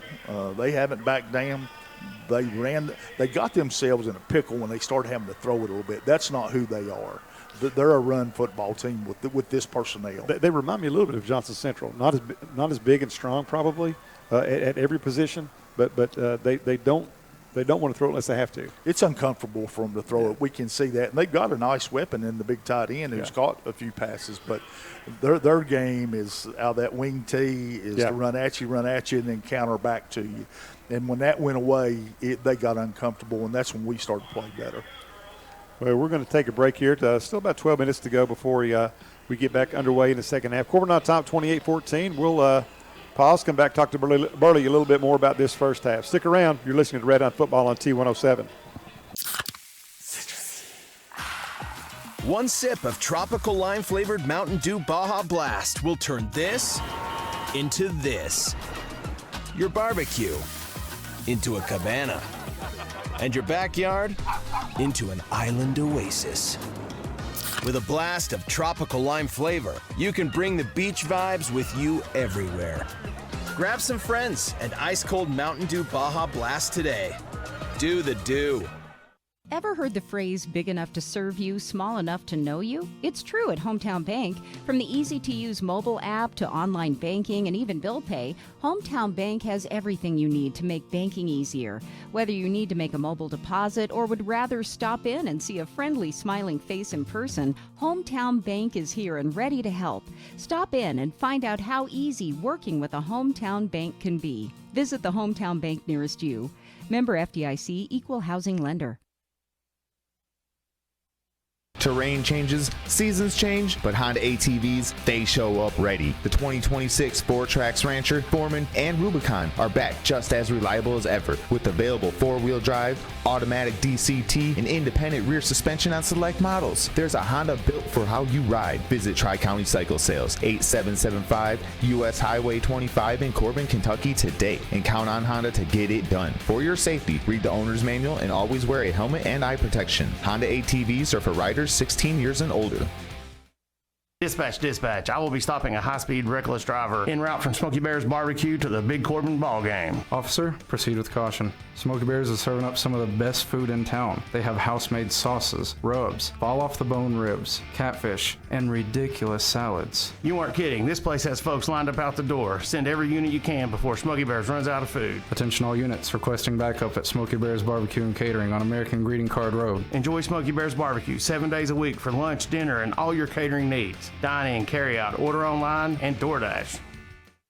Are you looking for reliable electrical supplies? Look no further than Eubanks Electrical Supply. From light bulbs to circuit breakers, we've got everything you need to power up your projects. Our expert staff is ready to help you find the right tools and materials to complete your project. Whether you're a DIY enthusiast or a professional contractor, Eubanks Electrical Supply has you covered with top brands and friendly service. Stop by today in Corbin, Kentucky at 701 South Main Street or in Somerset, Kentucky at 1030 West Columbia Street and discover why Eubanks Electrical Supply has been the trusted name in electrical supply for over 60 years.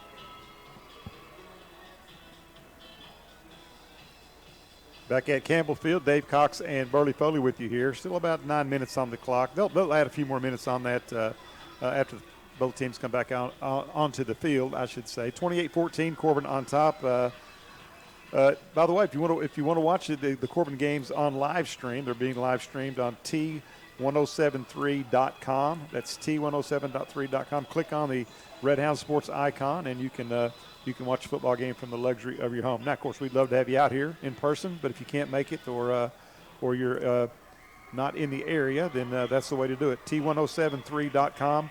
Click on Red Hound Sports, and you can live stream all the home games. Also, thanks to our sponsors as well, Sammy's Furniture, Tri-County Cycle Sales, Hometown Bank, Eubanks Electrical Supply, Pepsi-Cola, Corbin, Owens Auto Repair, and Smoky Bears Barbecue. A good bunch of folks. Please frequent their places of business as much as you can because they make all this very possible. Coach, game probably couldn't have started out any worse. We turn it over on the first series. They take it in and score.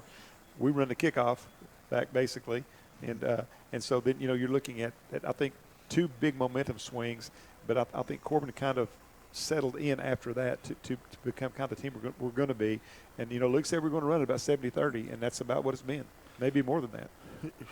Tale of two quarters. It started out the first quarter. Linton was able to move the football on us. We didn't tackle very well. We weren't blocking well early. Cam gave us a big lift there on that kickoff return that helped us overcome that mistake.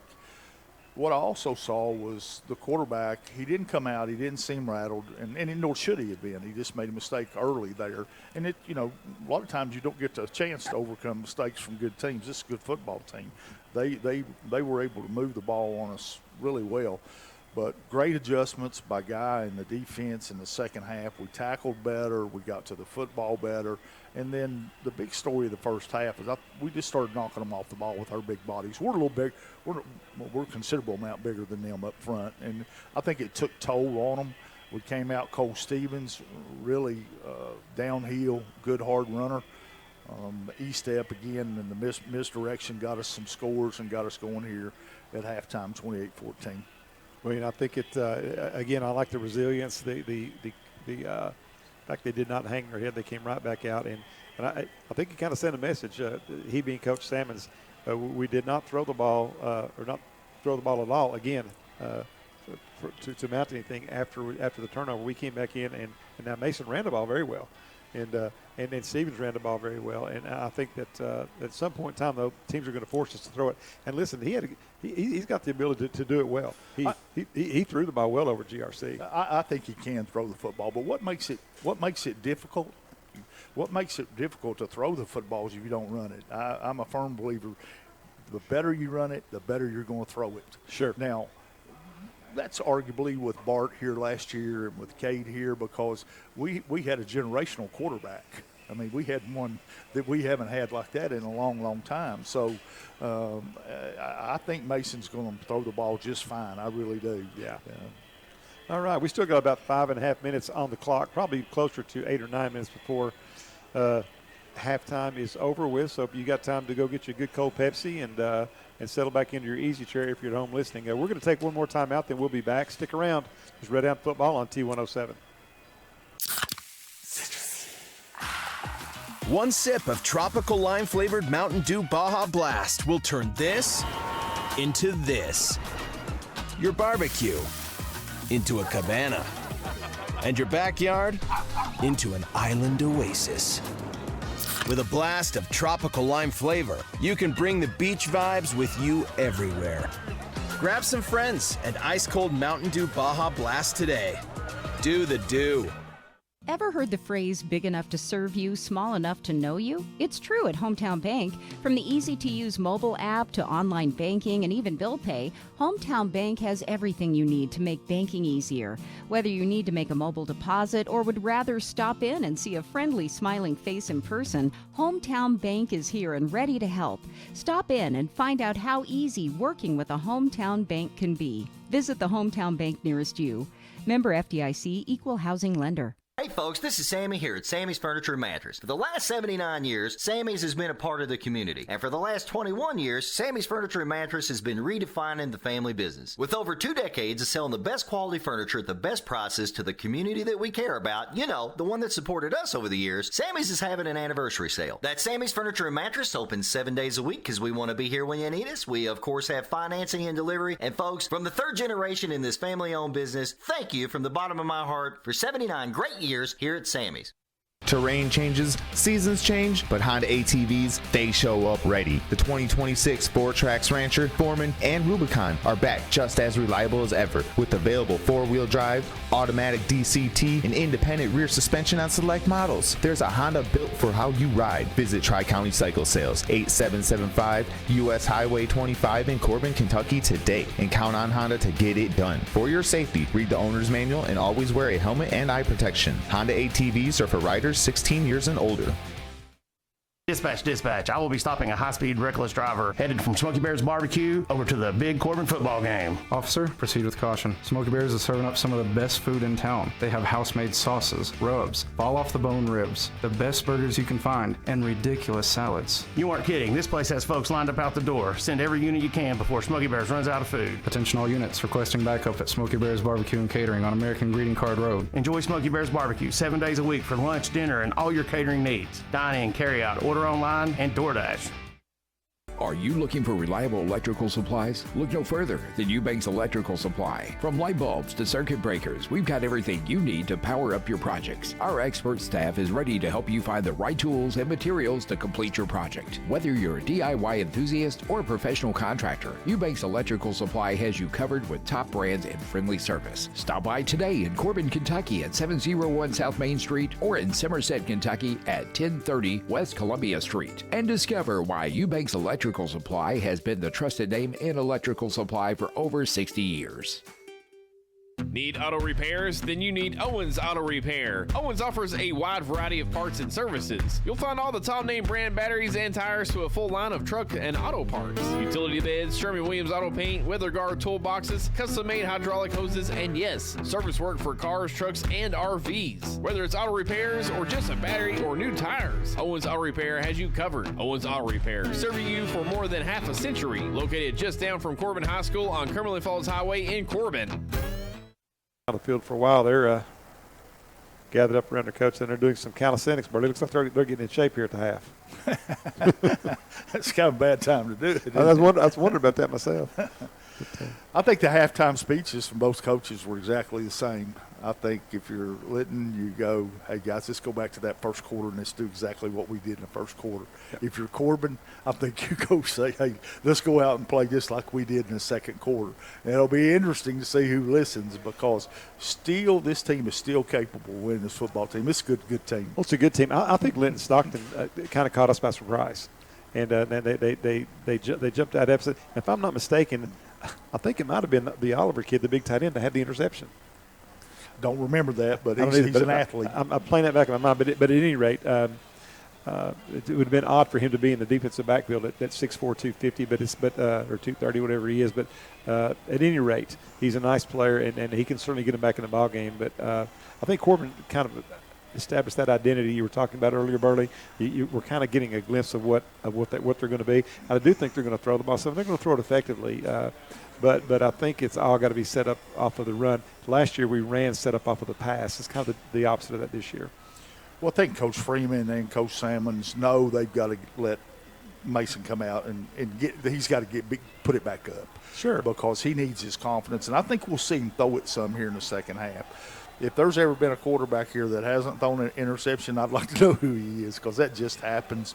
But, again, the Corbin fans and all the experts on football, we're all looking for the same thing tonight. What is our identity? And I think we have established that. I think what we're going to be. We're going to be 2 tight ends.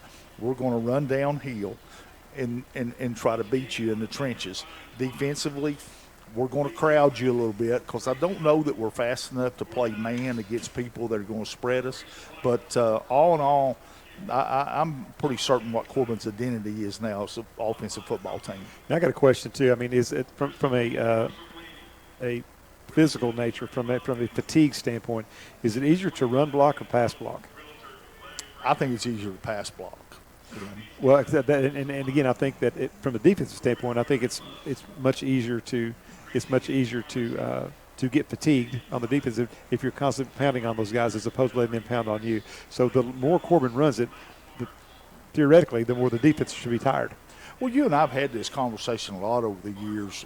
If I'm going to start a football team tomorrow, I'm going to go get me 2 good tackles. Yeah. Because running the football, I think what it does to you, it takes the heart out of you. It's really difficult when you get a team moving the football. Coach Archie Pires, for example, he controlled the game, and he controlled it with the offensive line and some good hard running backs. I like the running game. I mean, it's fun to see everybody pass, and I certainly like that too. But I think the teams that win championship, I think they run the football well, and I think they tackle well. I would agree. It comes down to making tackles and breaking tackles, and Cole Stevens broke a bunch of tackles in the first half, and that was kind of he and E-Step as both. Mason ran the ball well in the first half, so certainly that was a big part of our comeback. You got to tackle well. Also made a couple nice tackles on 13 on the big tight end there, and in that late little drive that they had when they almost got back into the end zone. He just about broke away a couple times, and we got some kids to the football pretty quickly. Hey, we still got about a minute before we kick off here in the second half. We'll take one more timeout, and we'll be back to Campbell Field. Corbin leads at 28-14 at the break. We'll be back with second half action right after this short timeout. Stick around. You're listening to Red Hound Football on T107. Need auto repairs? Then you need Owens Auto Repair. Owens offers a wide variety of parts and services. You'll find all the top name brand batteries and tires to a full line of truck and auto parts. Utility beds, Sherman-Williams auto paint, weather guard toolboxes, custom-made hydraulic hoses, and yes, service work for cars, trucks, and RVs. Whether it's auto repairs or just a battery or new tires, Owens Auto Repair has you covered. Owens Auto Repair, serving you for more than half a century. Located just down from Corbin High School on Cumberland Falls Highway in Corbin. One sip of tropical lime-flavored Mountain Dew Baja Blast will turn this into this. Your barbecue into a cabana. And your backyard into an island oasis. With a blast of tropical lime flavor, you can bring the beach vibes with you everywhere. Grab some friends and ice-cold Mountain Dew Baja Blast today. Do the Dew. Back at Campbell Field, Corbin on top 28-14. And just looking out here over the expanse of the stadium here, and my favorite thing is the kid field. There's at least 3 different games going on down there. It looks like Nibrock, and there's a bunch of folks down there that don't know what the score is, and they're having a great time though. Well, you can grow up faster down there, that kid zone, than you can if you join the U.S. Army. I'm telling you, it's tough down there. There's at least 4 footballs in the air at any given time, and I see everything from toddlers to 15-year-olds down there. Hey, you got to put your band pants on when you go down there. That's what I love about that landing area down there. You get 2 games at once. 2 games. You can watch the kid field, or you can watch the real game. But all right, both teams back out on the field. Corbin set to kick it away. Witherington steps into it. It's a short, high end over end kick. It's going to be taken by a nutback at the 40. Actually, fair caught it, I believe, at the 30-yard line. And I don't know if that was designed or if he just missed that one. That was a straight pop-up, but it worked out well for the Hounds. 1st and 10 for Linton-Stockton. First drive of the second half, working from their own 30-yard line. Big drive here, Coach. It's important to start well here. Looks like Malachi Zachary now in at the middle. No, he's one of the outside linebackers. Still going with Keegan Stacy. Defensive backs are Britton, Persons, E-Step up front, Brown, Petrosky, Farmer, and Goins. Goodman working out of the shotgun, takes it himself. He's going to roll to the right, finally makes the pitch out to Cottingham. Number 4 is going to be hit and hammered down by E-Step. Also playing the play pretty well there was Britton. They did pick up 8 yards, but Britton did a good job containing and pushing him back into the flow of Red Hounds. But a gain of, they're going to mark him after about 6 yards, I'd say. That's student body right by Linton then. And we did a good job stringing it out, but what's got to happen is these backers have got to get up in that. You might not make the play, but you can stop the play. Yeah, somebody's got to blow that up. There was a bunch of folks out there. They actually marked him down after a gain of only 4, so he must have ran a little more laterally. I lost vision of him when he got inside all the players on the sideline. So second down and 6 now for Linton-Stockton. Goodman in the shotgun, backs to both sides.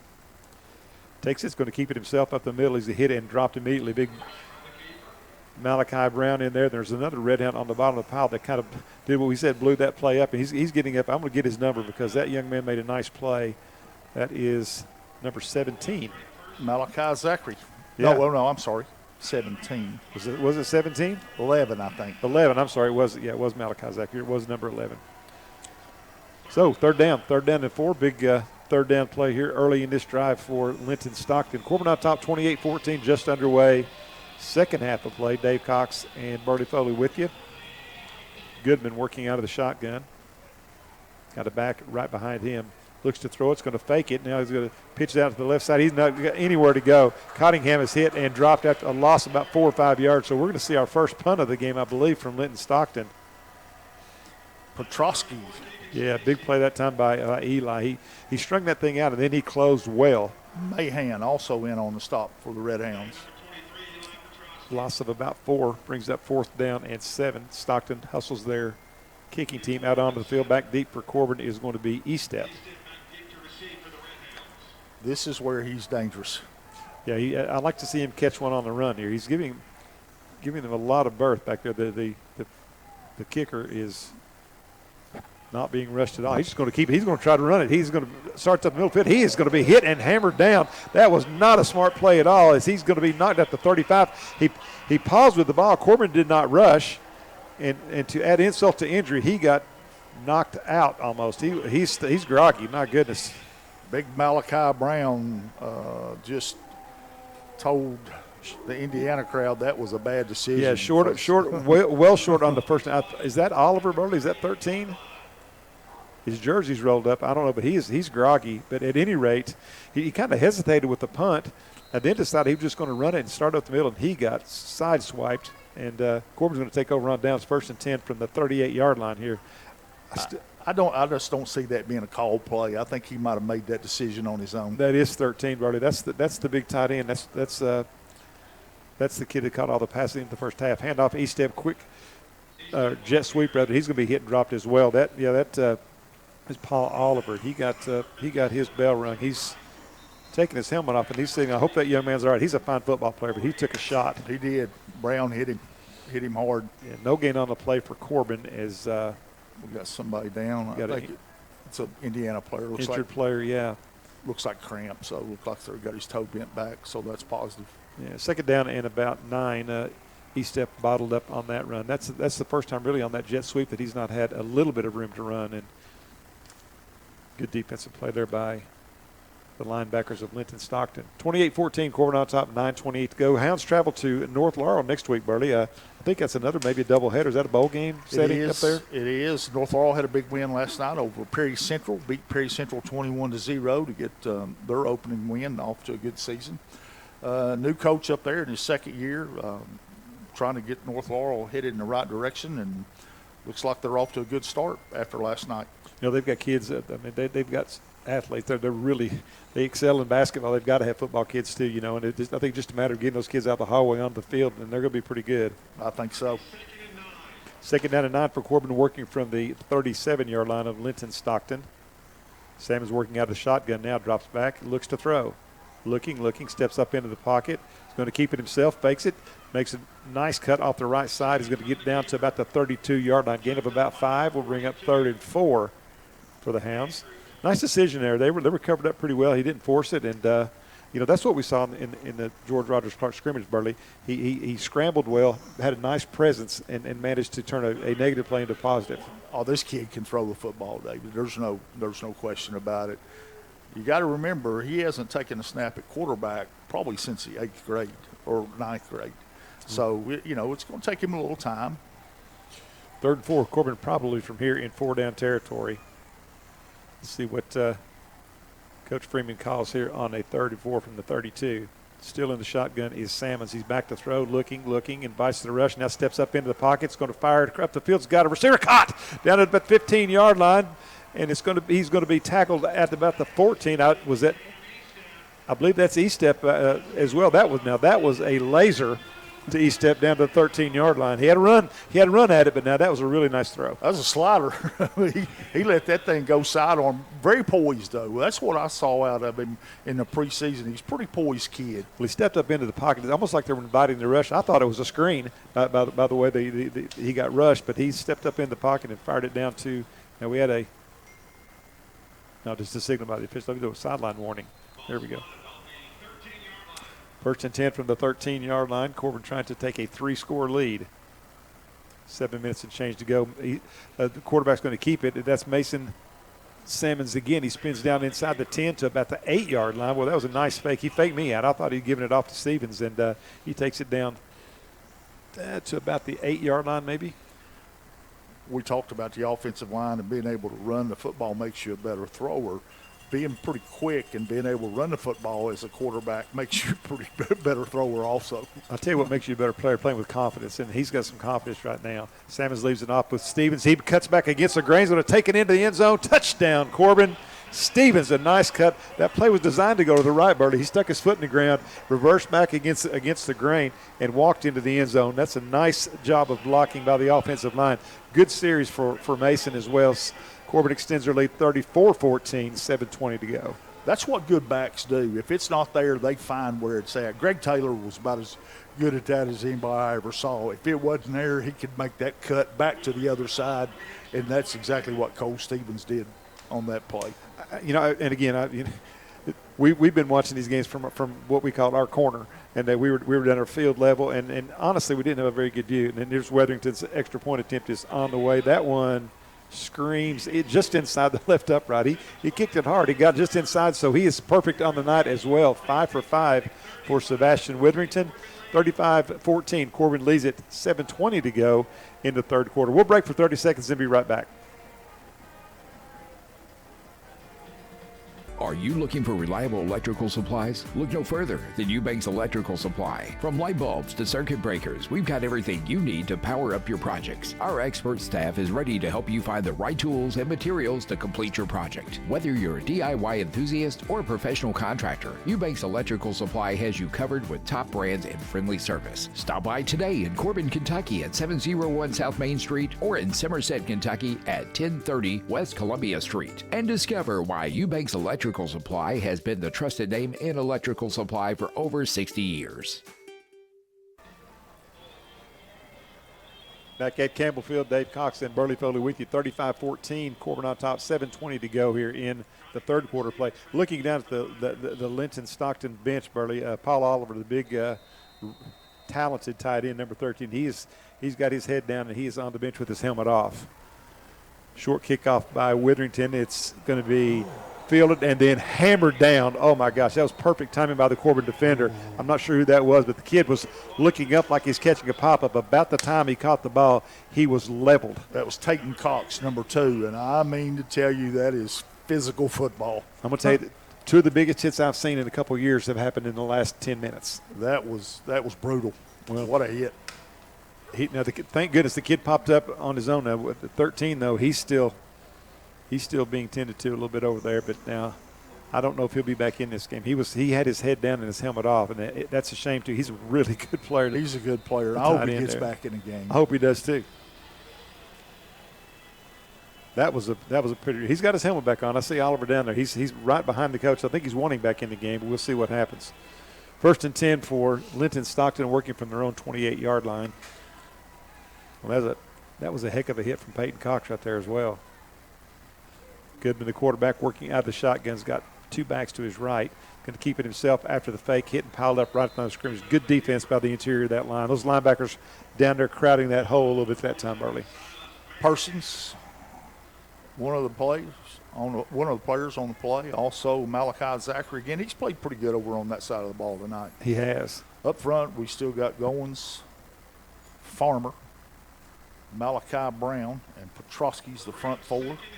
Played really good after that first quarter. I was glad to see Eli looked like he might have gotten a little shaken up earlier in the game. I'm glad to see him back out there. 2nd down and 8. after a short gain of 2. 35-14, Corbin on top. 6.5 to go here in the third quarter. Goodman still at quarterback, working out of that wing tee to the right. And he's going to hand off on a counter to Cottingham, and he's going to be hit and drop. Boy, Corbin's defense getting to the football pretty good right now. Gain of about 3. Bring up 3rd down and 5. Yeah, we're wearing them down pretty good right now. Just physically beating up on them a little bit. And it's funny how the enthusiasm is just it's unmeasurable dynamic. Corbin right now playing, and they both play the same amount of time, but Corbin is just playing with a lot more pep in their step, so to speak. 3rd down and 5, back to throw. Pump fakes, throws it off of the left side, incomplete. That was to Oliver, who came back in the game. I missed that, so it was good to see the big tight end back in there. But it's also good to see that pass fall incomplete. Corbin's going to get it back, I believe, on the punt here. 3rd and 5 from their own 33. I don't think Stockton's going to go for it here. Corbin, interestingly enough, on the last punt, Burley didn't rush anybody. They dropped everybody back, and the punter, which is Oliver, still back in the game. That's when he got hurt. He tried to make a play there and run for the middle, and I don't believe he'll do that this time. No. I don't think he was supposed to do it last time, to be quite honest with you. Well, it kind of surprised me when Corbin dropped everybody off line. They had no pressure whatsoever. I thought he was going to get the first down, and then somebody came out of nowhere and just blistered him. He gets the punt away this time. Boy, it's a good one. Long end over end kick's going to be over Estep's head, and it is rolling towards the Corbin end zone. Estep's going to field it at the 10. He's back there all by himself, makes a couple of moves. 2 people missing, gets around the corner. Boy, there's a nice block. He's up the right sideline, 40, 50, cuts back against the grain. He's into Stockton territory. He's going to take this thing all the way. That's a 90-yard touchdown run for Estep. An incredible run back by Estep. He got a block over on the 40-yard line. Did not pick up who that was, Bertie, but that was a nice crackback. It set him free. Cam is just so dangerous. My gosh. He's just a very, very good football player. Yeah, he is a loaded gun, let me tell you. He took that back 90 yards, his second. We had a kickoff return earlier in the game. Now he returns a punt here. The punt went over his head, Barty. Now we got flags on the play. I believe this is going to be maybe offsetting again, or was that on the play? I think this is a dead ball and Sportsman. I'm not sure who. They've not put the score up on the board yet, though. Oh, well, maybe so. What a return by Cam. Yeah, I got caught up in the play, and I didn't really see what the result was, but his back end speed was very good right there. He ran off and left some people. Yeah, Corbin's going to retain possession, but the flag, I see it now, it's all the way back at the 25-yard line over here. That's where that crackback, that's probably what that block occurred. Yeah. He probably didn't get his head around, but now that was a great run. I thought it was a clean block myself. It was a vicious block. But again, I'm somewhat biased. I thought it was a good block. But Corbin's going to retain the football. They're going to march this one out. So that amounts to about a 70-yard penalty. That's changed. That rule has changed. Used to, it wasn't. I mean, it was just fun for the crowd, bad for the guy that got cracked on. But they're watching that a lot closer. If it doesn't have a lot to do with the play, I think that one had something to do with the play, then more times than not you'll get that called on you. Yeah, I normally look back for the flags before I say touchdown, but I did not see that one over there. I didn't see it either.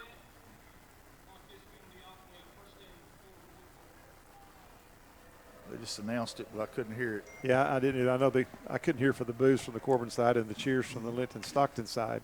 I'd just about assure you that was a crackback block, is what they call them. Well, they're going to give Estep a rest surely after that 90-yard rub. But he's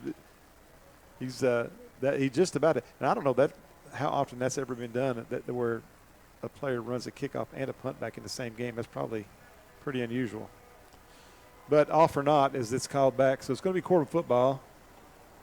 1st and 10, working from they're backing up again. Look at the 25-yard line, I guess. Lucas Brittany in to play this wide out on this. It looks like they're going to give Cam a quick breather. Now they're backing us up again. Oh, they hadn't marked the penalty off yet. That takes it back to the 15, I see. New offensive lineman in for Corbin. It looks like Braxton Tolliver, a junior, 6'3", 240. He's come in to play the left tackle. Corbin on top, 35-14. 1st and 10 from the 15-yard line. Sammons takes it, leaves it off with the first back through. That is going to be Person. He breaks a couple tackles, and he's off to the races up the right sideline, out of the 30 to the 32. Boy, he showed a little flash of speed right there. I like that kid. I think he's going to get more and more touches as the year goes on, Burley. There's no question about that. Nothing was there. He bounced that outside and just outran people. He's got another gear. He's a nice. I watched him in baseball. Really was impressed with him in baseball. We've got an injured Stockton player over. That's cramp again, but he's just an athlete, and he looks like an athlete. But good run there as he gets it all the way out to the 27-yard line. A gain of 12 when there really is not much there. I'm like you. I think he's going to, as the year goes on, he's going to mature into a more of an offensive role for us. Because when you play the way we're playing, Cole's going to take some punishment, and they're going to have that second back. We saw some of that out of Clay Aikens last week, and a little bit out of I think we're a three-deep team with Persons, Stevens, and Aikens. In the backfield, yeah, I think we're going to see Aikens before this game's over with. I was really impressed with him. He ran well at GRC. But what's kind of sprung these guys a little bit is the threat of Mason running. Of Mason Sammons, because he's ran the ball effectively enough that they've got to honor him. And he's done a pretty good job handling the football. 1st and 10 now from the 27. Sammons takes it, leaves it off this time with Person. Again, this time he's hit and dropped for a loss. He had nothing he could do there. That was probably a one that Mason could have kept himself and went the other direction with. Yeah, we got whipped up front. 2nd and 15 now. Clock moving, 4:55 to go in the third quarter of play. 35-14 Corbin lead.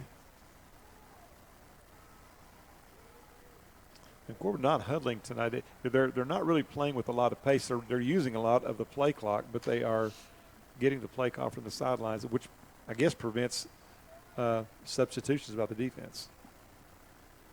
We spoke of Aikens. He's in at the slot back now. Sam is with it. One back flanking him to his left. They're going to fake it and give it off to Persons again. Sidesteps the tackler. Boy, he's got off to the races. Turns the right corner. He is off the right sideline. They're not going to catch him. He's gone. I see no flags. Oh, I take that back. He did get chased down from behind. Breaks that tackle. Still on his feet. Into the end zone. Touchdown Persons. That's a highlight reel run right there. Let me tell you, that kid's got some juice. He's got some juice. I think we just saw some. Wow. I seen a little bit of that last year, and I predicted that he would. Oh no, not another penalty. I think we got a penalty after the play here.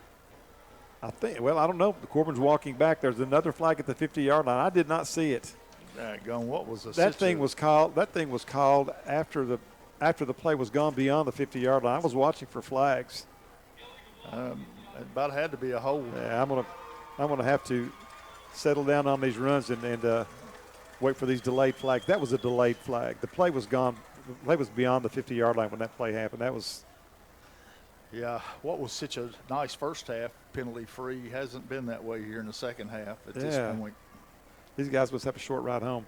But that was the first one I think we saw that crackback block. This one here, and I'm not saying he didn't, but all I'm saying is that the play was well beyond it before the flag was thrown. But typically when I question something, did it really have anything to do with the play? Because if you want to call a penalty, you can call a penalty just about every time. That was thrown so late, I actually thought it was an unsportsmanlike call. But they said an illegal block. So it's Corbin football. They're all the way out to the 39-yard line. It'll be a 1st and 10. Corbin just shy of the 40. Clock stopped at 4:06 to go in the third quarter.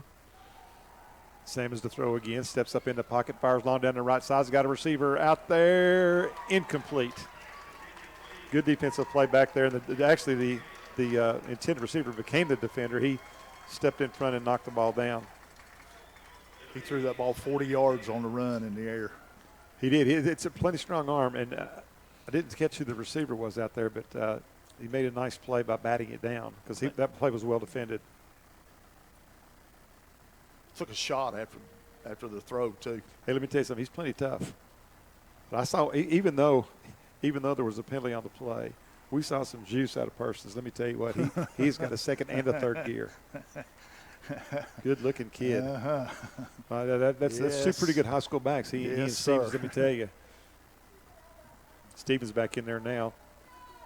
Sanders moves under center, gives it off to Stevens, left side, lowers his head, breaks free. He's on the run, up over the 50-yard line into Linton territory, down to the 48-yard line. Boy, he just refused to give up on that run. He was sandwiched in there, Burley, at the line of scrimmage, broke free, lowered his head, ran through a couple tackles, and picked up 12. He's a tough little character, that kid is. He really is. He's very slippery. He can get into some small holes. He had a crevice to run through there, basically, and picked up 12 yards. They've got him listed at 5'10", 180. He doesn't look that big to me. No, but he runs bigger than that. Yeah, he runs hard. Yeah, he's a nice little runner. First and 10 from the 48 here. Get credit to that offensive line, too, brother, giving him some space. Quick pitch this time right side. They get it out to Stevens again. He's got some room around the corner. He barrels down to the 30-yard line. Boy, that's a nice run there, about 18. Big chunks of offense now for Corbin. Corbin scored twice. They've had 2 touchdowns called back in this game.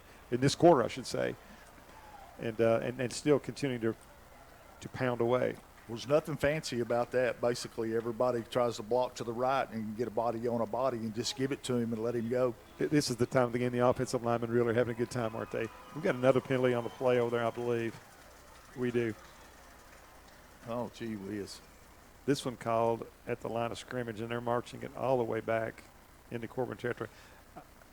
Well, I've got to do a better job watching for the flags. I did not see that one either. But well, they're hard to see. Yeah, well, I've got to do a better job of watching. But he actually, no complaints from the Corbin sideline. So it's going to be 2nd and 20 for Corbin now, working from the 42.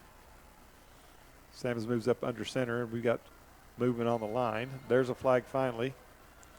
And they're going to call this one against Corbin also. I saw that one. That one came sailing in from about the 20-yard line.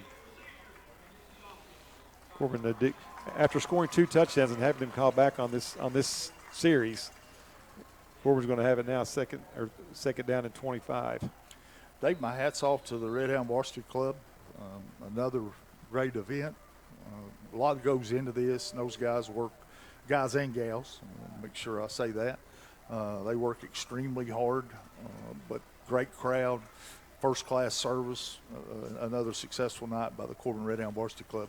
Hey, listen, they've made some money tonight, and all that money goes back to the kids, by the way. It's distributed among all the athletic teams at Corbin High School, but this has been a very, very nice crowd all night long. You know, you replaced one good crowd with another good crowd, so it's really like 2 games in one.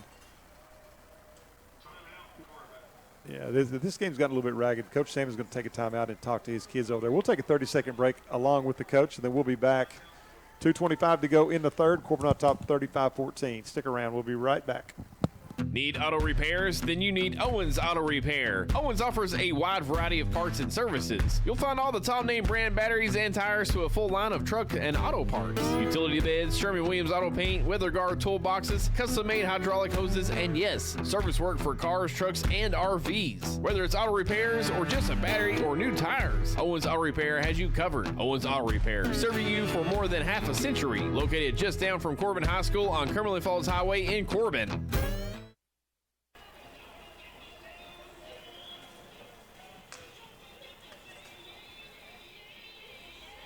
35-14, Corbin on top, 2:25 to go in the third quarter. And what was a penalty-free first half predominantly. Couple little flags. It's turned into a flag fest here in the third quarter, Coach. I think Corbin had well over 100 yards of penalties on that series alone. Got a little ragged here in the third quarter. And I guess, I don't know, if a kid runs one back 90 yards, does that go down as 90 yards of penalties or just 15? Technically, it's 90 yards. I'm sure it just gets counted as 15. But Corbin's facing a 1st and 25 here. Yeah, it is. I guess it is 25, maybe longer. Handoff up the middle on the delayed draw to Stevens. He fumbled the football, and Stockton's got it. Coughed it up at the 45-yard line, and Linton-Stockton gets the first Corbin turnover of the game. Second, out of interception. Second, you're right, the interception. You're exactly right. Well, that's how you let good teams back in. You can't turn it over. Well, hey, a lot of football game left, right? Yes. From a good football team. Well, you don't want to give them any hope after being up 35-14 here. 3 scores is not insurmountable. Well, that particular drive, we had 35 yards in penalties and turned it over. That's how you lose momentum. It was a good run by Stevens as well. He just got popped up. I don't know that he saw the kid coming, and he put a helmet right on the football. Goodman leaves it off straight up the middle with the fullback. He's not ran the ball in a while. That's 27. Get his name here just a second. Andrews, excuse me. If they can get a score in this quarter, they're right back in this thing. Yeah, and it's amazing how much energy you pick up just from a little bit of momentum. You can be exhausted, and then a touchdown brings you right back. 1st and 10 for Linton-Stockton, working from the Corbin 30-yard line. Minute 50 to go in the third quarter. Goodman works, going to keep it himself. Starts off the left side, wades through a few tacklers and gets it down to about the 26-yard line. Gain of 4. Malachi Brown on the tackle, I believe. Corbin with a couple of new corners in. Bryson Hopkins. Bryson's a sophomore. And Zach Thomas has played, but he's back in there at the other corner. There's another Stockton minor hopping off the field with cramps. It's a muggy night early in the season. Clock moving. We'll be under a minute by the time this play takes off. Goodman takes the snap, rolling to his right, looks to throw. Steps up in the pocket, fires into a crowd. It's incomplete. He was lucky that time. He threw into 4 Red Hounds and 2 Miners, and was lucky it wasn't picked off. I don't have his stats on the night throwing. I'm going to try to do a better job of that, but he's not had a very good night throwing the football. The last few times he's thrown, he's been under some pressure. Early on, he was able to kind of sit back there and let the big tight end lumber in and get open, but they've been pressuring him just a bit. 3rd down here, probably 4 down territory for Stockton, down by 21. Goodman with the back directly behind him. Motion to the right side, now they're set. 3rd down and 6 here for the Miners. Looks like a play call change here. Now he's going to step up, takes the snap. They leave it off with the first back through. He's got some room. He's going to pick up the 1st down inside the 15 down to about the 14-yard line. I'm going to tell you, at 220 miles, they brought a lot of fans. You can tell they're a proud program, and they work at it. First class, really. Yeah, they are. Actually, on the 19, I had my yard line off there. So it's 1st and 10 from the 19-yard line. 34 seconds to go in the third.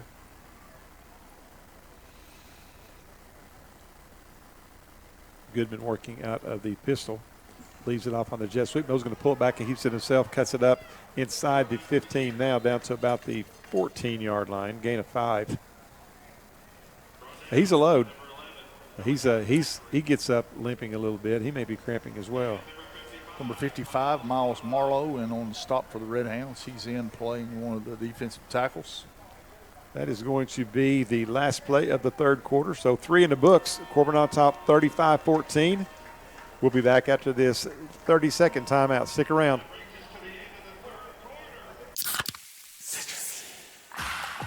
One sip of tropical lime-flavored Mountain Dew Baja Blast will turn this into this. Your barbecue into a cabana. And your backyard into an island oasis. With a blast of tropical lime flavor, you can bring the beach vibes with you everywhere. Grab some friends and ice-cold Mountain Dew Baja Blast today. Do the Dew.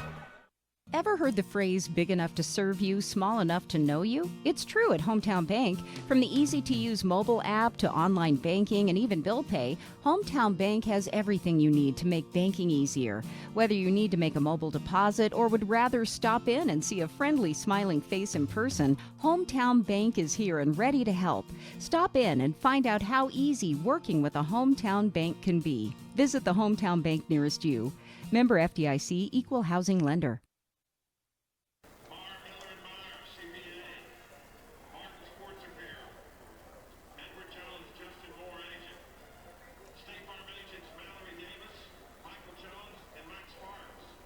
All right, back at Campbell Field. Fourth quarter just ready to get underway, 35-14, Corbin on top. I'd like to thank all of our sponsors again, Sammy's Furniture, Tri-County Cycle Sales, Hometown Bank, Eubanks Electrical Supply, Pepsi-Cola Corbin, Owens Auto Repair, and Smoky Bears. I'm going to try to get a run through some of these other of the sponsors for the pigskin, because those folks are helping get money to our kids as well, and we appreciate those folks. We'll try to get their names on here just in a few minutes. A long list of sponsors for this year's Cumberland Falls. A lot of support, Burley, always for this ball game. A lot of support period around Corbin for anything that has to do with kids. 2nd and 6. Goodman hands it off up the middle. Pushing the pile is a couple of yards is Cottingham. Not a big run, but it would be just a touch shy of the first down, I believe. Bring up 3rd and short.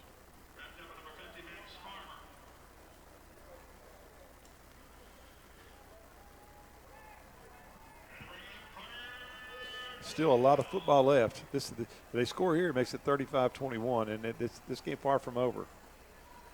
We're going to have to score again if they punch one in here. There's a fumble. Ball's loose on the ground. Looks like it's a big pilot picked back up by one of the linemen maybe. Now the quarterback got it back and fell forward for a gain of a couple. That ball was on the ground for a minute. 2 turnovers in the game, I think, is all we've had, right? It's pretty good for a first game of the year. Yeah, I mean, we was relatively penalty-free until that 3rd quarter. Let me take that back. We've had 2, and they've had we've had 2, and they've had 1. Yeah. 2. I forgot about the fumble last series, so it's 2 and 2. 4th down and 2. Big play here. If Stockton has any hope of getting back into this game, they're going to have to pick up this first down right here. I'd keep my eye on the quarterback. He's been the guy they've kind of went to. Goodman working out of the shotgun, takes the snap, is going to fake it, gives it up the middle to Cottingham. He runs through some tackles and gets the first down easily down near the 5-yard line. Gain of about 6 on the play, and a good blocking up front that time. We got whipped on that one. Well, I think this is a little bit of a result of having the air taken out of you, having 2 touchdowns called back, having some other penalties. Not saying they weren't penalties, but right. When you make those kind of mistakes, I guess as young student athletes, they don't understand that can not only affect that play, that can affect the game, and I think that's a little bit of the result we're seeing right now. You just don't want to give a good team any hope, especially on the road, and we're getting ready to do that if we let them punch one in here. Still 10 minutes to go in the game. Goodman working out of the shotgun, empty backfield, takes is going to keep it himself, works off the right side, hitting and piled up. Maybe no gain. If you get anything, they may give him a half a yard falling forward, but we'll bring up 2nd down and goal. Good defense by the heart of the Red Hound defensive line. I tell you, the fans are hanging around. Still a pretty big crowd over there on the for good reason. Yeah, in the Corbin stands. This side here pretty full too, the visitor side.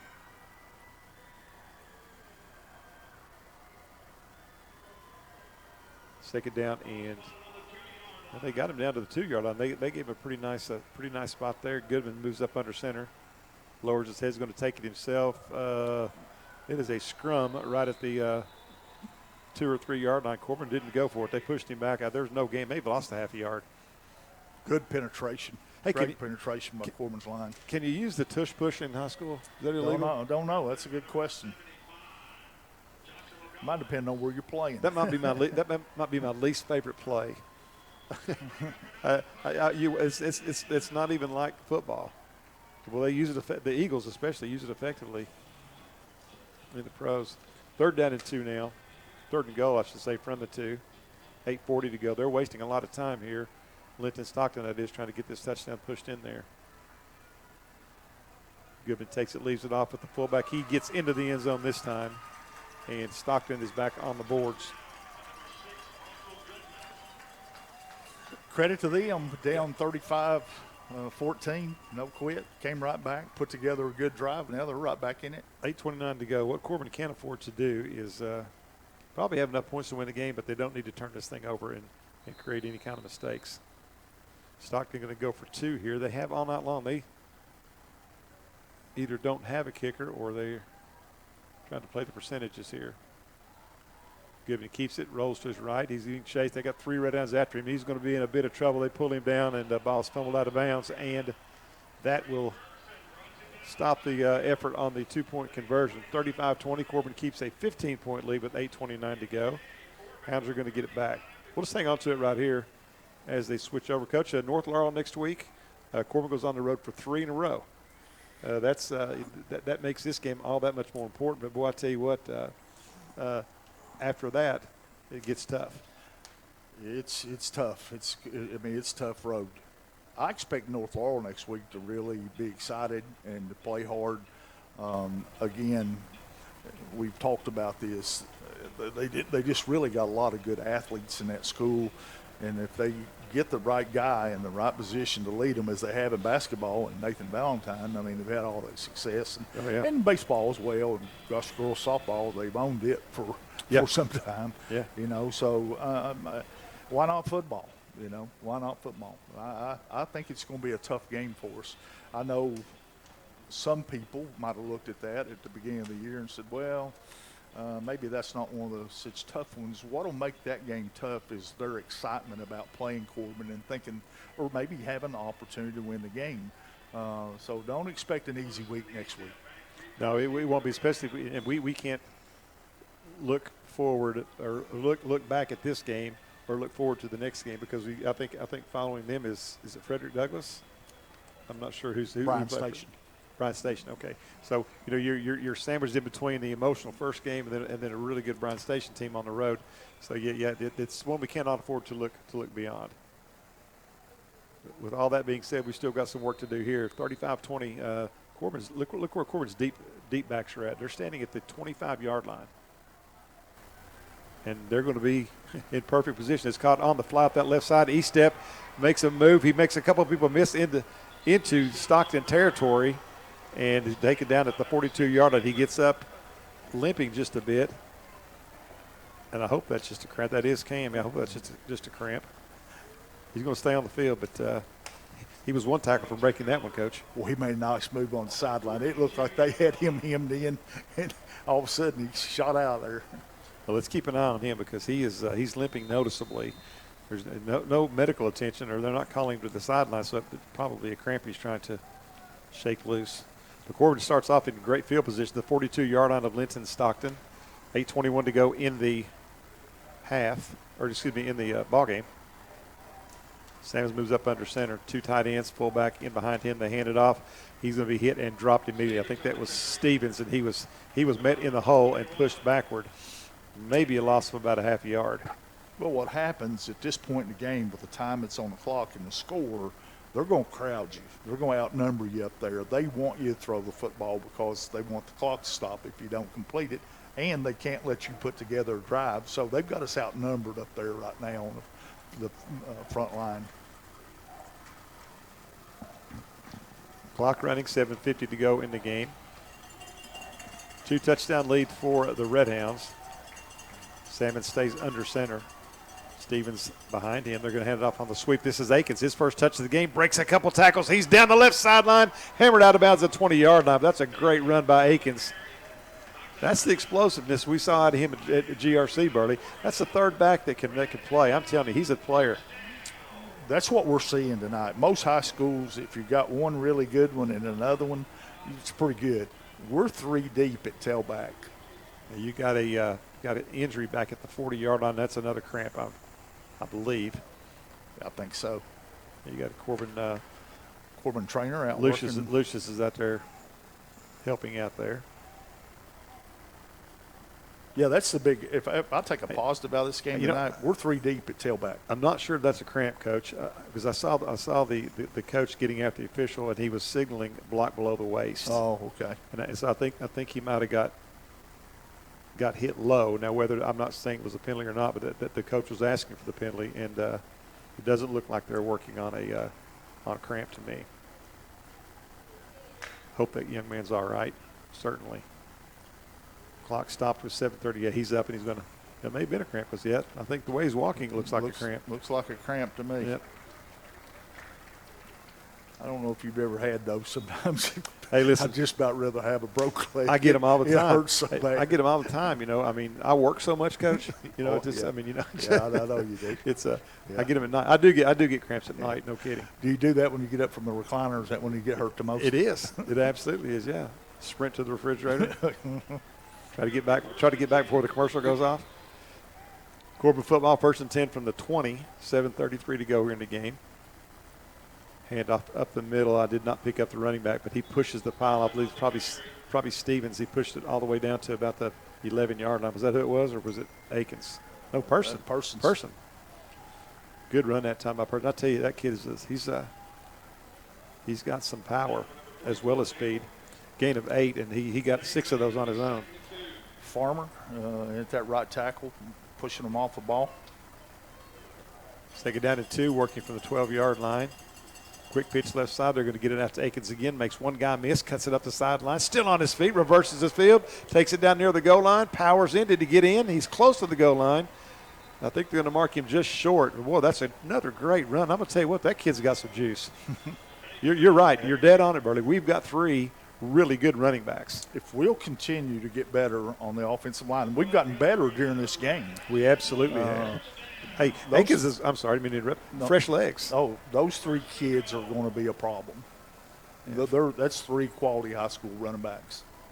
If you're an offensive lineman, you love having those guys behind you that utilize your blocks. And he was very patient on that run. It looked like he was hemmed in, and then just a sudden burst of speed when he found that little opening. It looks like 1st and go from just inside the 1-yard line, and a lot of substitutions for Corbin now as they change personnel, getting their heavy package in there. Person's on the back of the eye, right behind the quarterback. He's probably a yard and a half. He's right on Sammons' hind end, and he walks it in. Touchdown, or was the play called dead? We scored. I didn't hear the cannon. I didn't hear the cannon. I don't hear any cheers. I think we may have had one of those flags that we didn't see, or did they blow it dead before it started?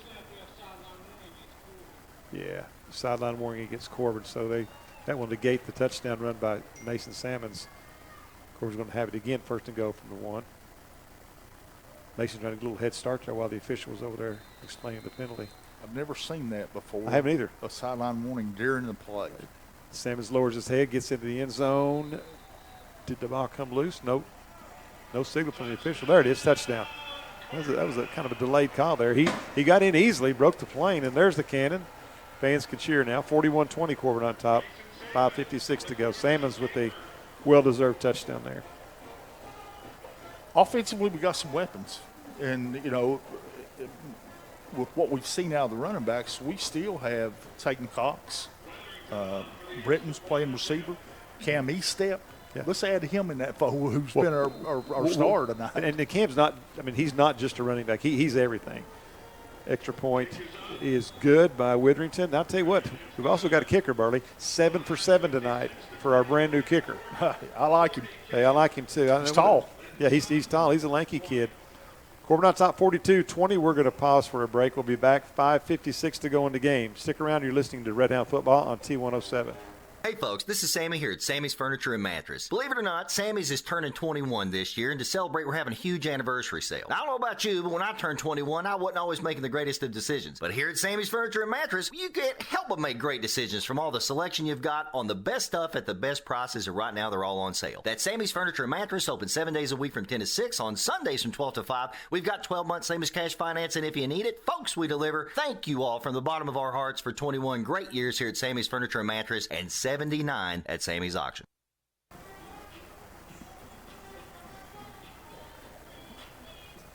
Corbin on top, 42-25, 56 to go here in the football game. Good opening game, Barley. Good competition, very well coached football team. You've mentioned it many times. Good athletes. I think this was a nice test. Very similar to a Lexington Catholic team, maybe a little more of a power running team. Kind of a mix between Catholic and Johnson Central, Yeah, Johnson Central talking about schedule. Yeah, Johnson. I think these. This is to me. This would be a good warm-up. It's the wing tee or whatever you want to call it. It's a little bit more of a Johnson Central style. They run a lot of inside reverses and inside handoffs, that kind of thing. Kickoff is on the way. This one's going to go out of bounds. Low line drive. And I'm sure that Stockton will take it at 35. We'll try to keep a close eye on our personnel now, because I'm sure we'll probably get a few clean shirts in the game. I see Big Goins coming back in. Josh Goins, 6'2", 290, sophomore. He's played a lot tonight. He started. I mean, he started. He's an active kid. He moves well. Pretty good size youngin', as they say. Yes, he is. Luke Hatfield in at one of the defensive ends. Malachi Brown still at the left one.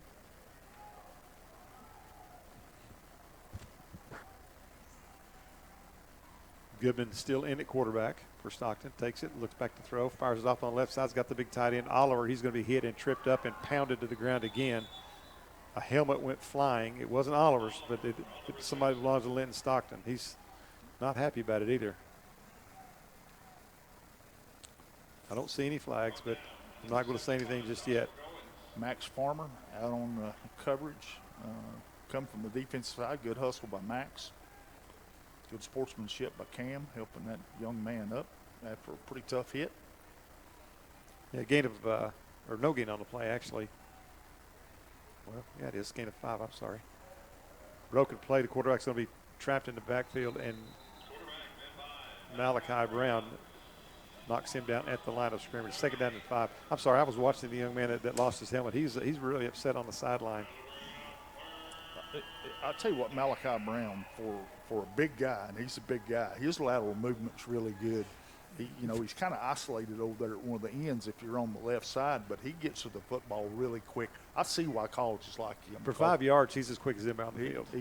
His lateral movement is good. Yeah, he is. They say he's a really good basketball player. I'm hoping that he comes out for basketball this year. They said he really likes basketball and is good at it. There's a flag on the play before it got started. Corbin did jump off sides. So on a 3rd and 6 is going to turn into probably about a 3rd and 1. And they're going to say first down. Wow, that was pretty gracious. Future looks bright for the Red Hounds. A lot of young kids on the field tonight, and an exceptional freshman class coming in. Hey, let's throw a compliment out to Jody Mauser. Went down and took over the 8th grade football team and is working really hard at it. And my understanding, I talked to him before the game, said he absolutely loves it, taking over for a legend in Brent Jackson. Here's a handoff up the middle. Cottingham is going to be hit and knocked down at the 50-yard line. Gain of about 6 or 7. But I think that's a perfect fit for Jody. He's got his own team to coach now, and boy, he's a football guy, and the kids absolutely love him, and he seemed really happy tonight. Jody will do a very good job. Jody as a player was a warrior. He replaces a guy that's hard to replace. Yeah, that's a legend, man. Yeah, that's some big shoes to fill, but I think that they chose the right guy for that job. I really do with Jody. We had a lot of good candidates. Here's a pass off the left side, batted down at the line of scrimmage. I believe Eli Petrosky got a big mitt up on that one. And anytime there's a football opening in Corbin, no matter what level it is, you're going to have a bunch of good candidates. People like, a lot of interest here, but now Jody was a nice selection, and I think it's a really good fit for him at this point in his career. And I concur. I think he'll do an excellent job. I know this about him from the classroom.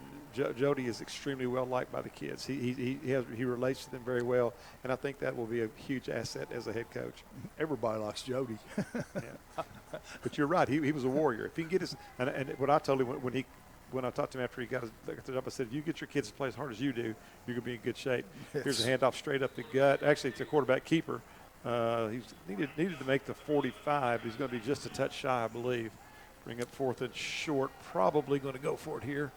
42-20. We've kind of gotten off task here a bit. 3:38 to go in the game. Didn't start out real well for Corbin. They turned it over on the first series, and Stockton took it right in and scored. But since then, I would say primarily the offensive line has and it's a good running back play. A lot of credit to Guy Lou Allen and the defense tonight. He made adjustments, and they came to play in the second quarter on. I would agree. On 4th and 1, back to Bassis Goodman. He is going to get swarmed. Turn it over on downs. And Malachi Brown in on the hit also. Who's the other kid there? Number 11, Zachary. in on there as well. I tell you what, that's to me, and again, I know that the momentum dynamic we talk about plays a big part in this, but Corbin looks to be in much better shape. I don't think there's any question about it. Have we had a kid with a cramp yet? I don't know that we have. They've had at least 5 or 6.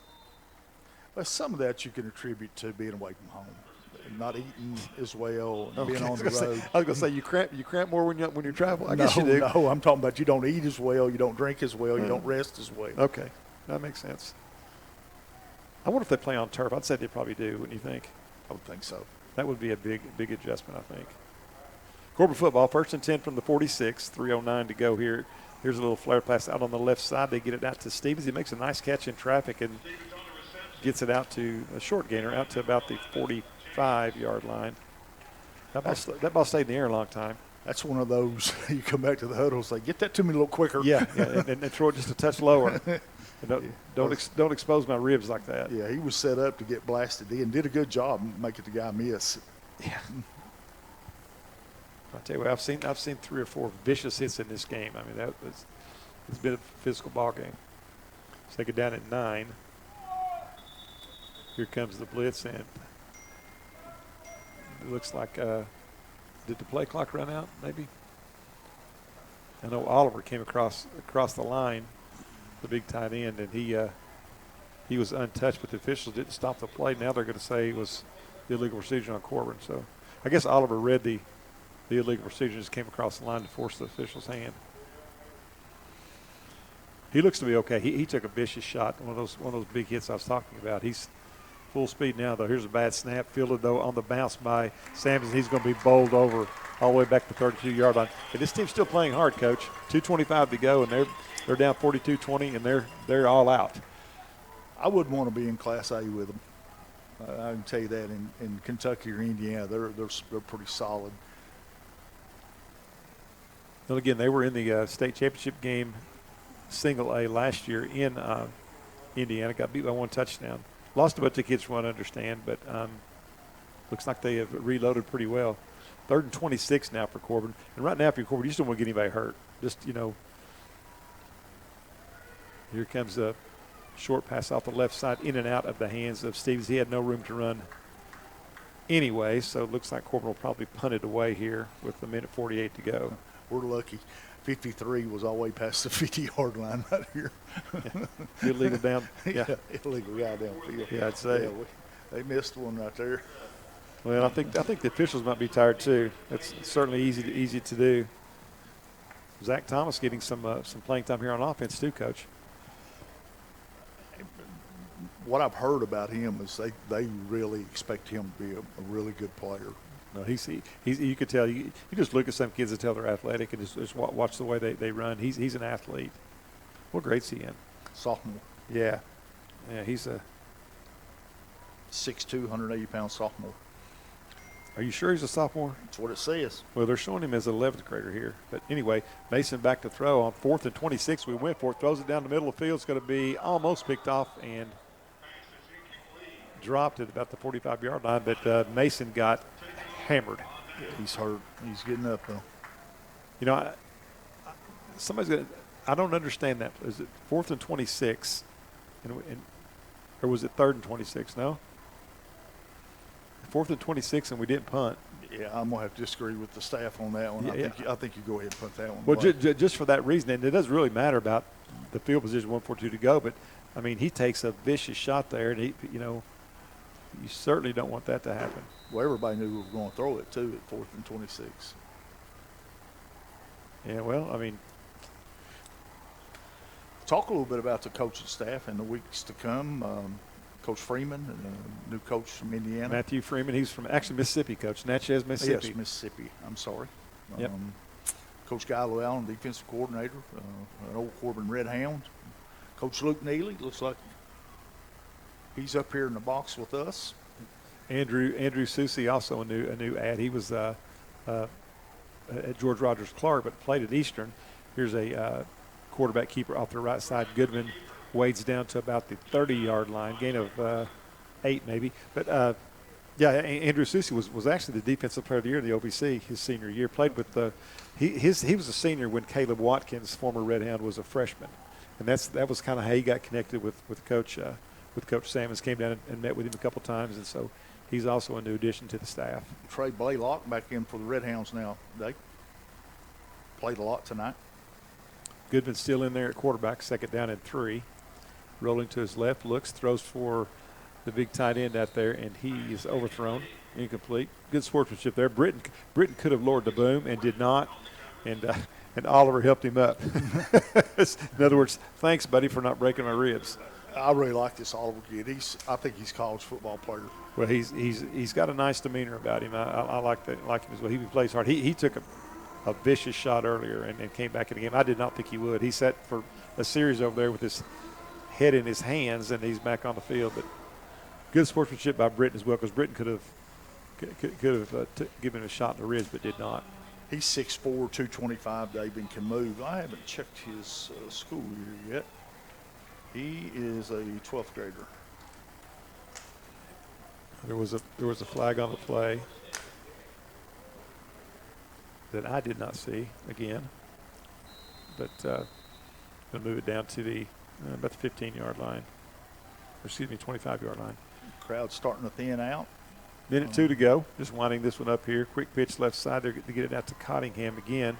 He's going to turn the corner. Oh, he's hitting hammered. Boy, what a tackle. That's an excellent tackle. There's that E-step. Yes, it was E-step. He may have got the worst for the wear on that one. But that was a big collision down there at about the 25-yard line.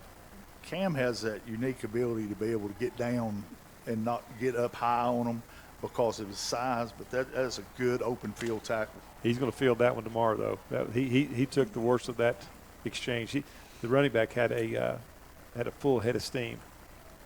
Next week, I said Cottingham, but that was actually the big fullback that was carrying the ball. I'm sorry, Coach. Go ahead. Goodman back to throw, flares it off on the right side, pass caught, then immediately tackled. Good tackle out there by number 9 there for Corbin. That is Bryson Hopkins. Made a good open field tackle there. That's going to be the last play of the game, as they're going to let the clock go ahead and run out, and that will bring to a close this football game. 42-20, Corbin wins it.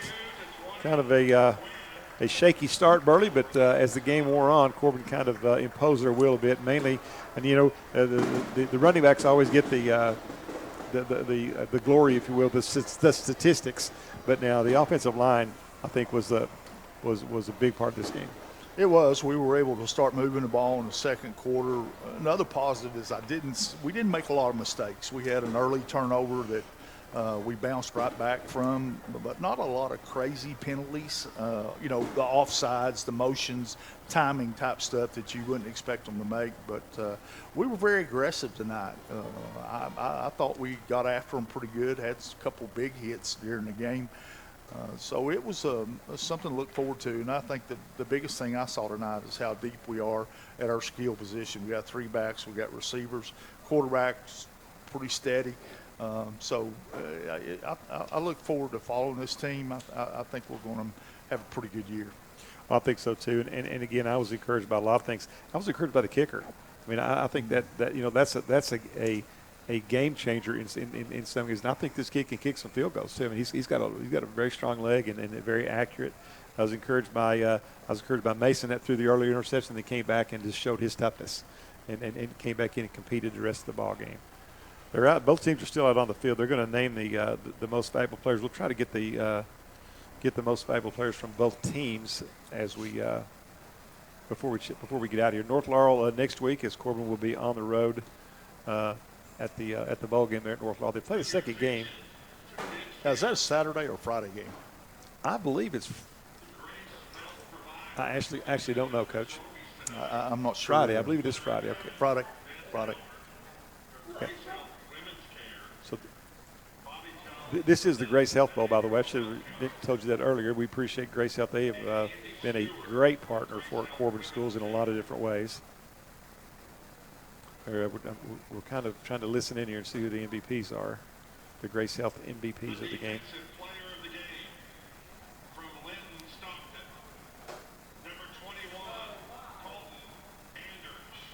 Number 21, Colton Anders, the defensive player of the game from Linton-Stockton. I guess they do a defensive and an offensive player from each team, Coach. Is that right? They do. Typically, they'll give the winning team the offensive player and the losing team the defensive player. Okay.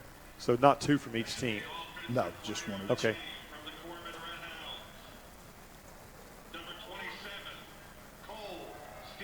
Cole Stevens, the offensive player of the game, ran hard. Had a really good game. And I'll tell you, he leads a three-headed monster, if you will, in that backfield. But Cole had a great game, and he really looked quick to me tonight. He's going to be a handful. He's not a big kid, but he gets to the hole really quick. And if you're a lineman, you like that because that's less time you've got to stay on the block. Yeah. Well, that's going to put a wrap on things from here. We're going to be back on the air next week, and again, it's I believe it's a bowl game, so a doubleheader at North Laurel on a Friday night. So we may be getting the late game again, but. Corbin wins this one 42-20. They go to 1-0 on the season. Good opening win for the Red Downs Burley. A lot of momentum, and certainly like to invite everybody to listen to the Water Cooler, our sports show that we have on Saturday mornings from 9 until 10. We'll recap everything from this week. We'll get to speak with Coach Sammons for a little bit. He'll preview the North Laurel game after that occurs, obviously next Friday night. And talk a little bit about everything going on sports-wise here in the Tri-County area. But certainly appreciate all of the WCTT folks that were here tonight to help us get this thing off and underway. And thanks to you for setting in on the sports show this morning and also making it up here tonight as well.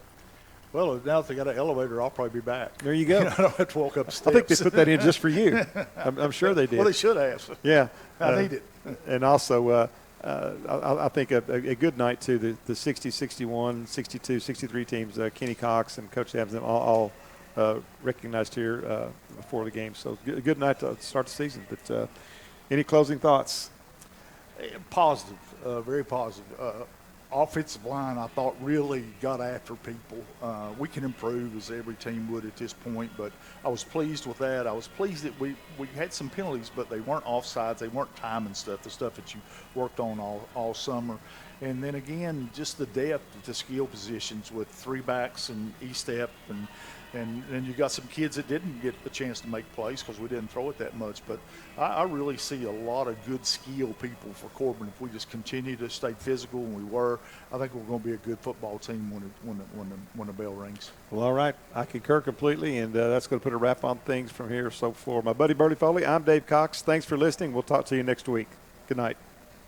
Terrain changes, seasons change, but Honda ATVs, they show up ready. The 2026 Four Tracks Rancher, Foreman, and Rubicon are back just as reliable as ever with available four-wheel drive, automatic DCT, and independent rear suspension on select models. There's a Honda built for how you ride. Visit Tri-County Cycle Sales, 8775 US Highway 25 in Corbin, Kentucky today, and count on Honda to get it done. For your safety, read the owner's manual and always wear a helmet and eye protection. Honda ATVs are for riders 16 years and older. Dispatch. I will be stopping a high-speed, reckless driver headed from Smoky Bear's Barbecue over to the big Corbin football game. Officer, proceed with caution. Smoky Bear's is serving up some of the best food in town. They have house-made sauces, rubs, fall-off-the-bone ribs, the best burgers you can find, and ridiculous salads. You aren't kidding. This place has folks lined up out the door. Send every unit you can before Smoky Bear's runs out of food. Attention all units requesting backup at Smoky Bear's Barbecue and Catering on American Greeting Card Road. Enjoy Smoky Bear's Barbecue 7 days a week for lunch, dinner, and all your catering needs. Dine in, carry out, order online, and DoorDash. Are you looking for reliable electrical supplies? Look no further than Eubanks Electrical Supply. From light bulbs to circuit breakers, we've got everything you need to power up your projects. Our expert staff is ready to help you find the right tools and materials to complete your project. Whether you're a DIY enthusiast or a professional contractor, Eubanks Electrical Supply has you covered with top brands and friendly service. Stop by today in Corbin, Kentucky at 701 South Main Street or in Somerset, Kentucky at 1030 West Columbia Street and discover why Eubanks Electrical Supply has been the trusted name in electrical supply for over 60 years. Need auto repairs? Then you need Owens Auto Repair. Owens offers a wide variety of parts and services. You'll find all the top name brand batteries and tires to a full line of truck and auto parts. Utility beds, Sherman-Williams auto paint, weather guard toolboxes, custom-made hydraulic hoses, and yes, service work for cars, trucks, and RVs. Whether it's auto repairs or just a battery or new tires, Owens Auto Repair has you covered. Owens Auto Repair, serving you for more than half a century. Located just down from Corbin High School on Cumberland Falls Highway in Corbin. One sip of tropical lime-flavored Mountain Dew Baja Blast will turn this into this. Your barbecue into a cabana. And your backyard into an island oasis. With a blast of tropical lime flavor, you can bring the beach vibes with you everywhere. Grab some friends and ice-cold Mountain Dew Baja Blast today. Do the Dew. Ever heard the phrase big enough to serve you, small enough to know you? It's true at Hometown Bank. From the easy-to-use mobile app to online banking and even bill pay, Hometown Bank has everything you need to make banking easier. Whether you need to make a mobile deposit or would rather stop in and see a friendly, smiling face in person, Hometown Bank is here and ready to help. Stop in and find out how easy working with a Hometown Bank can be. Visit the Hometown Bank nearest you. Member FDIC, Equal Housing Lender. Hey folks, this is Sammy here at Sammy's Furniture and Mattress. Believe it or not, Sammy's is turning 21 this year, and to celebrate, we're having a huge anniversary sale. Now, I don't know about you, but when I turned 21, I wasn't always making the greatest of decisions. But here at Sammy's Furniture and Mattress, you can't help but make great decisions from all the selection you've got on the best stuff at the best prices, and right now they're all on sale. That's Sammy's Furniture and Mattress, open 7 days a week from 10 to 6, on Sundays from 12 to 5. We've got 12-month Sammy's cash financing if you need it. Folks, we deliver. Thank you all from the bottom of our hearts for 21 great years here at Sammy's Furniture and Mattress, and 79 at Sammy's Auction.